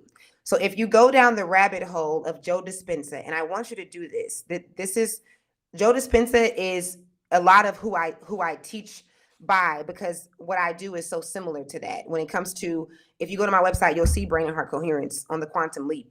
So this works. And if you go down the rabbit hole, you're going to see people. I'm not even playing, y'all. You're going to see people that go to his seminars or take his courses and stuff, and they were blind and now they can see. They were paralyzed and now they can walk. They were homeless on the streets and now they are wealthy. This is a real thing. Joe Dispenza himself was paralyzed. He had broken his spine in like 30 different places and he was told that he would never walk again. And he taught himself how to do brain and heart coherence. He looked at a picture of his spine and he visualized his spine being aligned every single day for like 60 days. And every time that he went to another space, if you guys ever meditate, then, you know, if you want to focus on something, let's say I want to focus on this microphone while I'm meditating, but then my mind goes to lunch. He would literally start the meditation all over again. So if he was going to do a 20-minute meditation and he got to the 18th minute and he started thinking about lunch, he would start all over again. You don't gotta go to those extremes, but that's why he is the pioneer in this subject, right? And so he ended up unparalyzing himself. He actually got hit by like a diesel on a motorcycle. So the fact that he's even walking and sharing this, and when he tells a story, if you see a story, what he says is that he was like speaking to his guides, like, praying, and he was saying, like, if y'all give me something that I can do to get me out of this situation, I promise that I will spend the rest of my life teaching it. I will spend the rest of my life showing people that you can do this. And so that's what he did. And but at the time I didn't know about Joe, and I was in that Bronx apartment, and I am putting myself in the position of being here in Senegal. So I'm seeing me and my kids here in Senegal, and I'm not just seeing it. This goes further than visualization. This is not your typical thing. This is not your everyday meditation, because there really is a thing. And if you want to sign up for the any of my services, because we do this in all of them, but if you want the quantum leap, you're going to see what I'm saying. It's a feeling. So when we're doing the quantum leap, people are crying, okay? People are like, I want to move to a certain country, or do a certain thing, and in the session they are crying. Not every single person, of course, but this is the normal response when you're doing it, because your mind is matching with your feeling. So the desire that you guys want, let's say one of you guys want to have your business grow and you want to travel the world. You are going to sit and you're going to imagine yourself doing that, and you're not going to feel like you want to do it. You're not going to feel like, oh, it's coming up. You're going to feel like it already happened. So you're going to place your mind in the future. The future doesn't exist because it hasn't happened yet. Everything is now, but we're not going to get into that. You're going to pretend like it already took place. And if you were already there, or just being here and being in the mindset of you being there, and if you really, really are like there, what's going to happen is you're going to get emotional. Because right now, if you're struggling and you don't know what you're going to do with your life, you figuring that out is a major thing for you. So you right now going into the future of that and bringing that experience to you, it is going to it's going to create brain and heart coherence, and it's going to get you emotional. The more emotional that you are, it doesn't I'm not saying that it's like it's you being emotional, but it's because of the feeling. It's brain and heart coherence. So you're going to end up creating that. The studies on this are endless. They have studies that show that, like, stuff like a person, I mean, people like taking a certain object and feeling the object, like feeling a certain vibration, like a lower vibration, thinking of something sad, or thinking of something that they love, and measuring the frequency of that object and seeing that the frequency changed just based off of a person holding it. They've done this study like a million times. It's like an old study, actually. But there's just so many things like that. I'm gonna try to give y'all this book too. Hold on, let me see if I can find this book. Where is this book? Will I find this book? Will I find this book? This is one of my favorite books. Watch me not find it. Oof. Watch me not find it, y'all. Give me 2 seconds.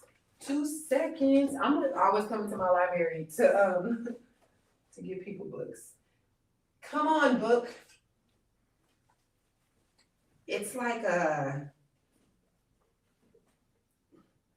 Why don't I have this book?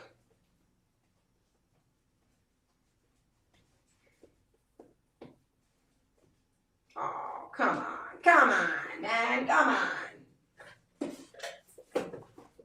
All right, whatever. It's called, like, I can't even remember. Damn it. It's called something about calling home. Like making the phone call to the universe. Stop playing. That sucks that I can't find that. Okay, y'all, 2 seconds. I promise, 2 seconds. Now I'm about to get mad because what am I looking? Dang. Okay, I can't find it. But I'll put it in the description later. So if you guys come back, I'll put it in the description. It's called Phone Home. No, that's not what it's called. That's from E.T., the movie. That's not what it's called. It's called It's called Phone the Universe or Call the Universe or something. Okay, I'm gonna share it. Come back in 30 minutes and then I'll share it. But we are about to get off of here. So yeah, and maybe I'll share another book too to help you guys with that. So what I'm doing the whole time while I'm in New York and also when I was in Oklahoma, I am doing the brain and heart coherence, and I'm doing this with everything, y'all. And I'm not playing. I've posted about this like when it was happening. I was and still am able to manifest random money the next day. I remember one time when I was in that Bronx apartment and I seen a girl. Her name is Ma'at Matruva, and I seen her um on Instagram saying how she had attracted some money. Or I think it was like some people were saying that they had did her meditation or something like that. And I was like, I always hear about people being able to like, they will get money in the mail or they just get a random check or something like that. And I kind of got mad. Like I was like, why don't they ever happen to me? Like I don't never win nothing. I don't never like why I can't just get some random money. And immediately why I was going through those negative thoughts, I stopped myself and I said, why don't I just try? Like, have I ever even really tried? Let me actually put this brain and heart coherence thing together. Mind you, I didn't know what it was called. I didn't have a name for it. But I knew that it could work because I was already doing stuff with it. And so I sat down, I visualized myself getting $500 the next day. And this is a true story, y'all. I would not lie to y'all. I envision myself having $500 deposited in my account the next day. And the next day, I woke up. I didn't look for the deposit. I might have got a notification or I might have just ended up checking it later in the day, but I didn't like look for it because I had forgot that I had even done that. And there's a deposit. There's a deposit in my bank account. And I'm flipping the heck out because I'm like, ain't no way this shit worked for real. Like, and I knew that it was because of my vibration. I was on a high vibration and I knew that it was me connecting that feeling. And this is a key to doing this. You have to let it go. You can't hold on to it. You have to literally forget about it. You can't hold on to the outcome. Insistence creates resistance. Insistence creates resistance. Anytime that you're doing something and you're like humans tend to do, I can't do that until this is done. I can't move there until this. I have to have that and that. As long as this is completed, you are insisting that that's the only way. It's a limitation and it is resistance. So I didn't do that. I just forgot about it. And I've done this now multiple times. This was almost 6 years ago. So I've actually done this with way more money than 500. And yeah, the I was flipping out. And I remember my ex was like, because I told my ex, and he was like, stop calling the bank. Because I was calling the bank trying to figure out why I had this deposit of $500. I was like, ain't no way this really happened like that. And when you look at the transaction, and I posted this on Facebook. Some of y'all watching this might remember because I posted it like the next day. And the transaction has my old business name, which is I think still my Cash App, which is Woman Tree. So it just says that there's a deposit of 500 to Dayla from Dayla. Can I get some snaps, some clap? Like, is that wild or what? It's not that wild. It's actually normal if we just tap in. But that's amazing, right? I'll tell the story about me doing that many other times in different ways. But yeah, it was me sitting down. I did that whole summer of us being there. I would sit down in this chair in front of the window of my Bronx apartment room, and I would get into a very calm state, just like you guys see me do when I'm talking about breathing in your nose and out your mouth. I would relax and I would see myself and feel myself living here in Senegal. I would see and feel me and the kids doing things. I would give myself details. I could see the clerk hand me my confirmation or my ticket thing for to get on the plane. I could see us on the plane. Like I seen it all and I felt it. I was already there. You literally like all that I'm saying, I think, Joe or whatever scientist that he works with put made the word for it, but all that we're talking about is going into the quantum field, which is the field where everything is happening at once. And so you're in the future and you're just pulling the future in because there's no, the future is not definite, it's infinite. So you have a billion different future, and honestly a billion is not accurate. You have more than a billion different future possibilities and paths. And so even just like what your power is, as soon as you imagine something, you've already created a reality where that's happening right now. So just right now, like right now, imagine yourself wherever you want to be. Let's just do it right now.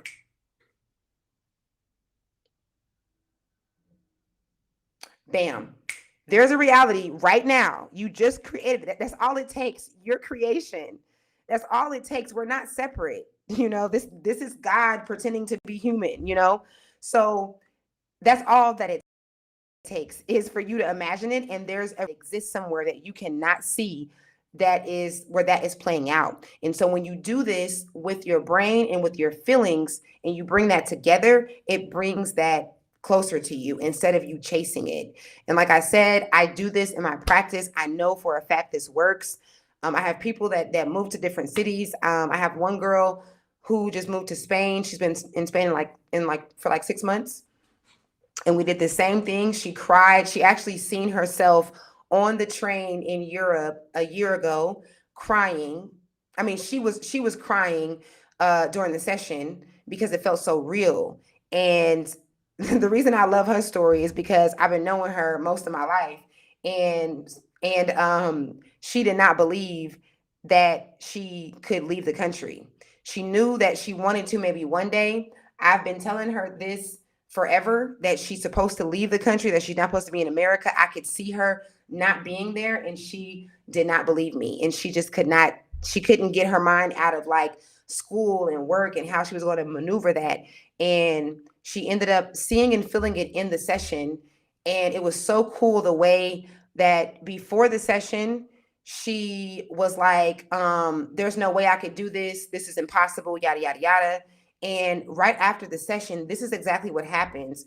This is why you got to do this without thinking and without insisting, because it's not about that. It's about being light and keeping your ego and your thoughts out the way. And so we did the session, and she didn't know that I was going to take her through these prompts of her seeing herself in the country where she wanted to go. I couldn't tell her because she was already overthinking the whole idea of her moving. And she would tell me that she has to do this first and do that first, and she can't do it because she can't transfer her credits and da da da da, right? Soon as we get done with this session that she cried in, which let me know that this is really going to work because her emotions were open in there, she goes, "Oh, I just realized I can actually call my so and so, and I can transfer my like a whole thing of the obstacle, in the work in the field of what she works in." I've been telling this girl this for years. All of a sudden, she has a bright idea. I could see the light bulb over her head. All of a sudden, she's like, "I could actually move. I know exactly how I can get this done." And she didn't know at the time, but I was just cheesing because I was like, she don't even know. It's brain and heart coherence. Like it opens you up. It takes away the ego and the limitations, and it makes it where even if you decide not to go after that, you still going. It locks it in. Okay. Don't do it if you're not sure. Cause it locks it in. Okay. Ain't nothing that can stop you. Where do you draw the line between trusting yourself and being reckless? That's a good question. Trusting yourself, and then you mean like making impulsive decisions, right? Um, where do I draw the line with that? Hmm. Is there a line that I draw at all? um, I guess I would say sticking with your integrity and the truth. Like you can't lose with that. Like tell the truth. Tell the truth to yourself. If this is crazy that you're doing, say it's crazy. That don't mean it's bad, but just say it's crazy. Don't tell yourself that you're doing some shit that's actually crazy and it's not crazy. I knew what I was doing was crazy. That's why I didn't tell nobody, or I tried not to. But the universe said tell everybody. But I would say integrity and going with the truth, because the truth, this sounds corny, I say it all the time, but the truth will set you free. And the truth lets you know if you are being reckless. When you're telling the truth, you're going to teeter against, okay, is this insane for me? Okay, this is insane, but is insane bad? Okay, is this going to harm someone? Is this going to harm me? Um and yeah, and just trusting yourself, because people make this move, like the lady who canceled my ride said. People make this move all the time. They get up and they go with money or without money spontaneously, and they don't reach the goal. They don't end up staying all the time. Actually, very often. I don't understand why she canceled my ride. I don't think that that was necessary, but I do understand her lack of faith in me. And she ended up apologizing later too, y'all. She ended up apologizing like 3 years later. It is when I made a post about it, but that's okay, sis. But she did not apologize to me. That means that she had been watching my story, my journey the whole time, and she hadn't said a word. And then I posted about it one day. I randomly thought about it, and I said, "Oh shoot, the lady who's canceled my ride, like that's so crazy." Da da da da. And I briefly told the story, and then she inboxed me. So I'm not mad at that. It is what it is. But she played her role. Obviously, we planned it or we agreed, because she did what was supposed to be done. And I forgot what I was just saying before that. But yeah, it really works. Oh, the recklessness. Yeah, you have to trust yourself, and you have to make sure, like when I say the truth will set you free, it always sets you free through what you're trying to figure out. Because if you are being honest with yourself about you being afraid, even though you're doing this, or this being stupid, even though you're doing this, or, whatever the thing is, it will get you to the answer of the truth of, are you, deciding not to do this thing now because you didn't let somebody get into your ear, and now they're affecting, how you feel and if you should really do it. Which, by the way, is really important to make a note of, because I took my father's advice that he gave me years prior to us leaving, which was don't tell people when you're leaving to a new city or a new country. And I will die on the heel of screaming how important this is. Every time I tell somebody this and they don't listen, they end up regretting it, because I don't know what this thing is about us leaving. I do know what it is. I know what it is. Okay, wait. I know what it is. I was going to say, for some reason, this is the reason. We will decide to move to a new place, and because we're afraid, we tell people, because we low-key want someone to stop us, but on the other end, we want people's validation. We want their acceptance. We want to hear them say, you're doing this is a great idea and you're doing good. So we want to tell people because we're insecure about what we're actually doing. When you can move in silence, you don't care about telling nobody. You're not, even if you're excited, you like, I'm not sharing this with you. So I'm sharing this because I had 1000% confidence my entire journey of coming to Senegal, except for after I told my mom and dad. Yep. Even though they love me and they support me and they're so happy now that I did this, it was me telling them and them projecting their fears. When I remember the first time in all these 8 years that I was unapologetically, publicly speaking about making this move and how I had gotten this message and all this stuff. And that was the first time that I thought, Maybe I don't make it. Maybe I am crazy. Maybe I'm making this whole thing up and I actually did not get a message. And I'm just, like it was the first time that I questioned myself about this. So, being that my parents are already so excited and proud and happy, I could have saved myself. I mean, I guess I couldn't have because I needed to see my parents before I left. But I think that's important for y'all to know if you're trying to leave, don't tell nobody.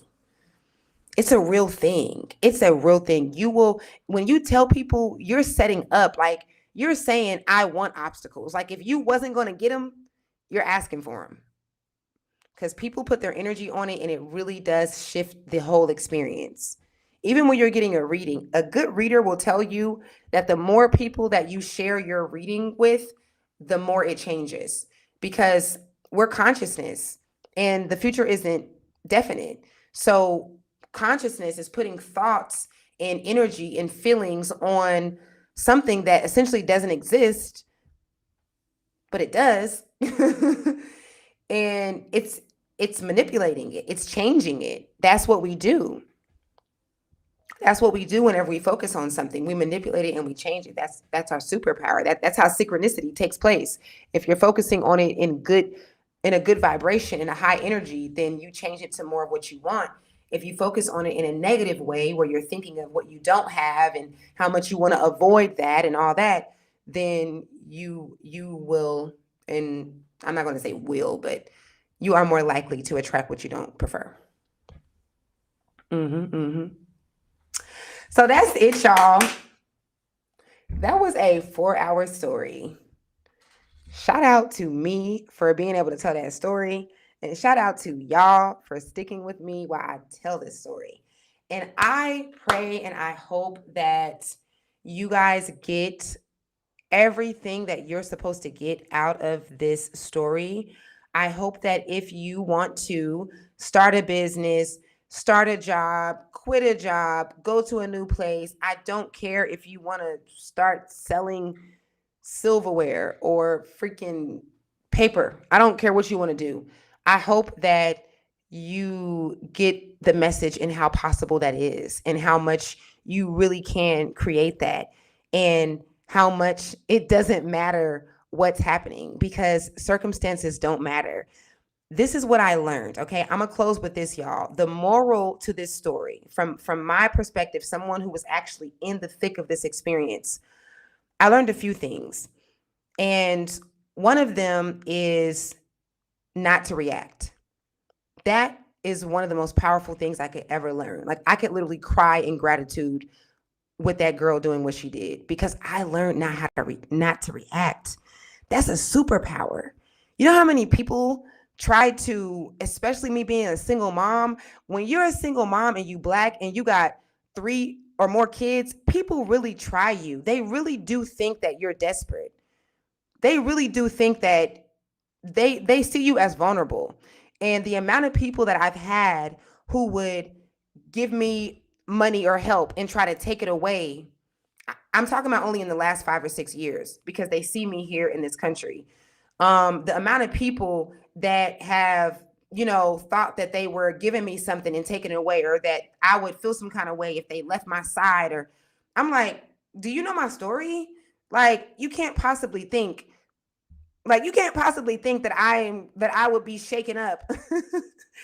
The way that I move now because of her, when it comes to friendships, when it comes to just anything that I have to accept, and let go, anything that I'm not able to get closure on, that was a huge lesson. Just not to react. It was what I used to say when this first happened. It was stillness. There is a superpower. Not reacting is stillness. Woo! I'm about to get the Holy Ghost, y'all.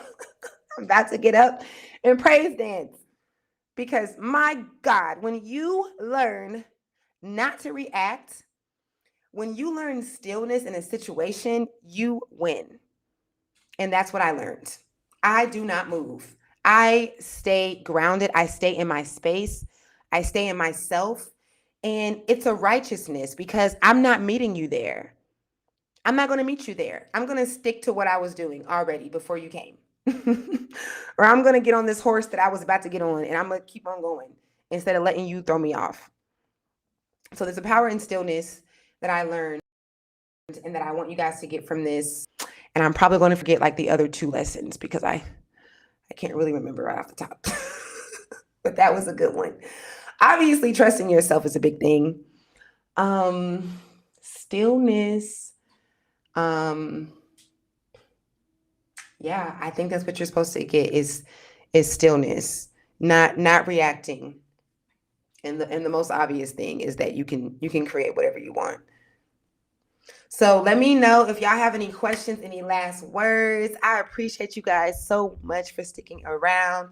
Hit that thumbs up button again so YouTube can be like, who was watching? All these people was watching her for 4 hours and they were still sharing and liking her video. She must be talking about something.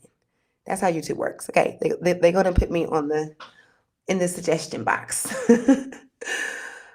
Yes, let me know if y'all have any more questions. I appreciate you guys. I'm so glad that my session is at 5 p.m. tomorrow, so I can sleep in a little bit. And turn your notifications on, you guys, so that you don't miss my next live. If you are interested in mentorship, I have a 4-week program that is super amazing. I help you with wherever you are. You will strengthen your intuition and learn how to trust yourself. And you can go to my website, eartheschool.com, for that. You can also get a quantum leap session or an MDR session where I take you into other lives and you speak to your soul team. You get to ask them any questions that you have. And the quantum leap is what I just explained about brain and heart coherence. It's a rapid healing experience. And yeah. And even if you don't feel the quantum leap, which most people do, but if you don't, it still works because it's the quantum field. It's still a thing. So people still end up getting revelation and, getting closer to their desires like that. Thank you guys. I love you guys. I want to make sure you're not saying anything else because a lot of times I'll end the live and then I can still see the comments, but they won't let me respond. And people will like ask a question or say something. So let me give y'all a few more seconds. Do y'all like my mic? Shout out to my Yeti mic. I bought this mic, y'all, 2 years ago. Has it been 2 years? Yes, it's been 2 years. And this is y'all's first time seeing this mic. I have to go back and watch the last 30 minutes. Yes, go back and watch it. Get your popcorn. Yeah, I want to share this with y'all because probably everybody watching this, for sure, everybody watching this, if you're not procrastinating right now, you was doing it before. I bought this Yeti mic. This mic was a dream for me to have. I don't know. It's just the aesthetic of the mic. And when you guys see me 2 years ago, I had my podcast and I did like every day, every night. And I didn't have a microphone. Shout out to growth. Why was y'all letting me do a podcast without a mic? Let's start there. When I say just do it, just do it. Don't feel like you gotta wait for the right camera and for the right thing or the car or the whatever the thing. Just do it. I got so much experience from that. It's why I'm able to show up to you guys and really be myself because I just did it. But I bought this mic and I had this big plan to relaunch my podcast. I had even recorded these episodes and it was this whole thing. And I was like, yes, I'm doing it. I'm doing it. And then I looked back on the videos and I was like, I don't like this. I was like, I'm not really hitting it. I'm not really giving it, And shout out to timing because for whatever reason, that just wasn't the time for me to do it. But I definitely did that like 2 years ago. And I put this mic up. My son has been using the mic when he's streaming. And I just said, like, I've just been determined to come back to using it. And maybe I would have used it before, but me and technology, Now that my tech guy is here, now that Ish is here, he helped me to set it up the right way. But yeah, I wanted to share that because a lot of you guys have been procrastinating on starting your podcasts or your YouTube channels or putting out the business and stuff. And for one, you think you have to have equipment like this. And this you guys are watching me. You're watching my life. You're watching my growth because I did not have this at first. Like I said, I had no microphone. And then I realized this is kind of ghetto. I've been doing this too long. I need a microphone. And then I went through my fears of showing up with that. So it's a good process. I went through all the tech stuff that probably wasn't even a problem. You know how stuff be looking like it's an obstacle and it's not? I could have did this the whole time. That's really the moral of that story. I could have done this the whole time because it's just as easy as doing this. Oh my God. Okay, y'all. Watch the playback. I love you guys. Until next time, peace out.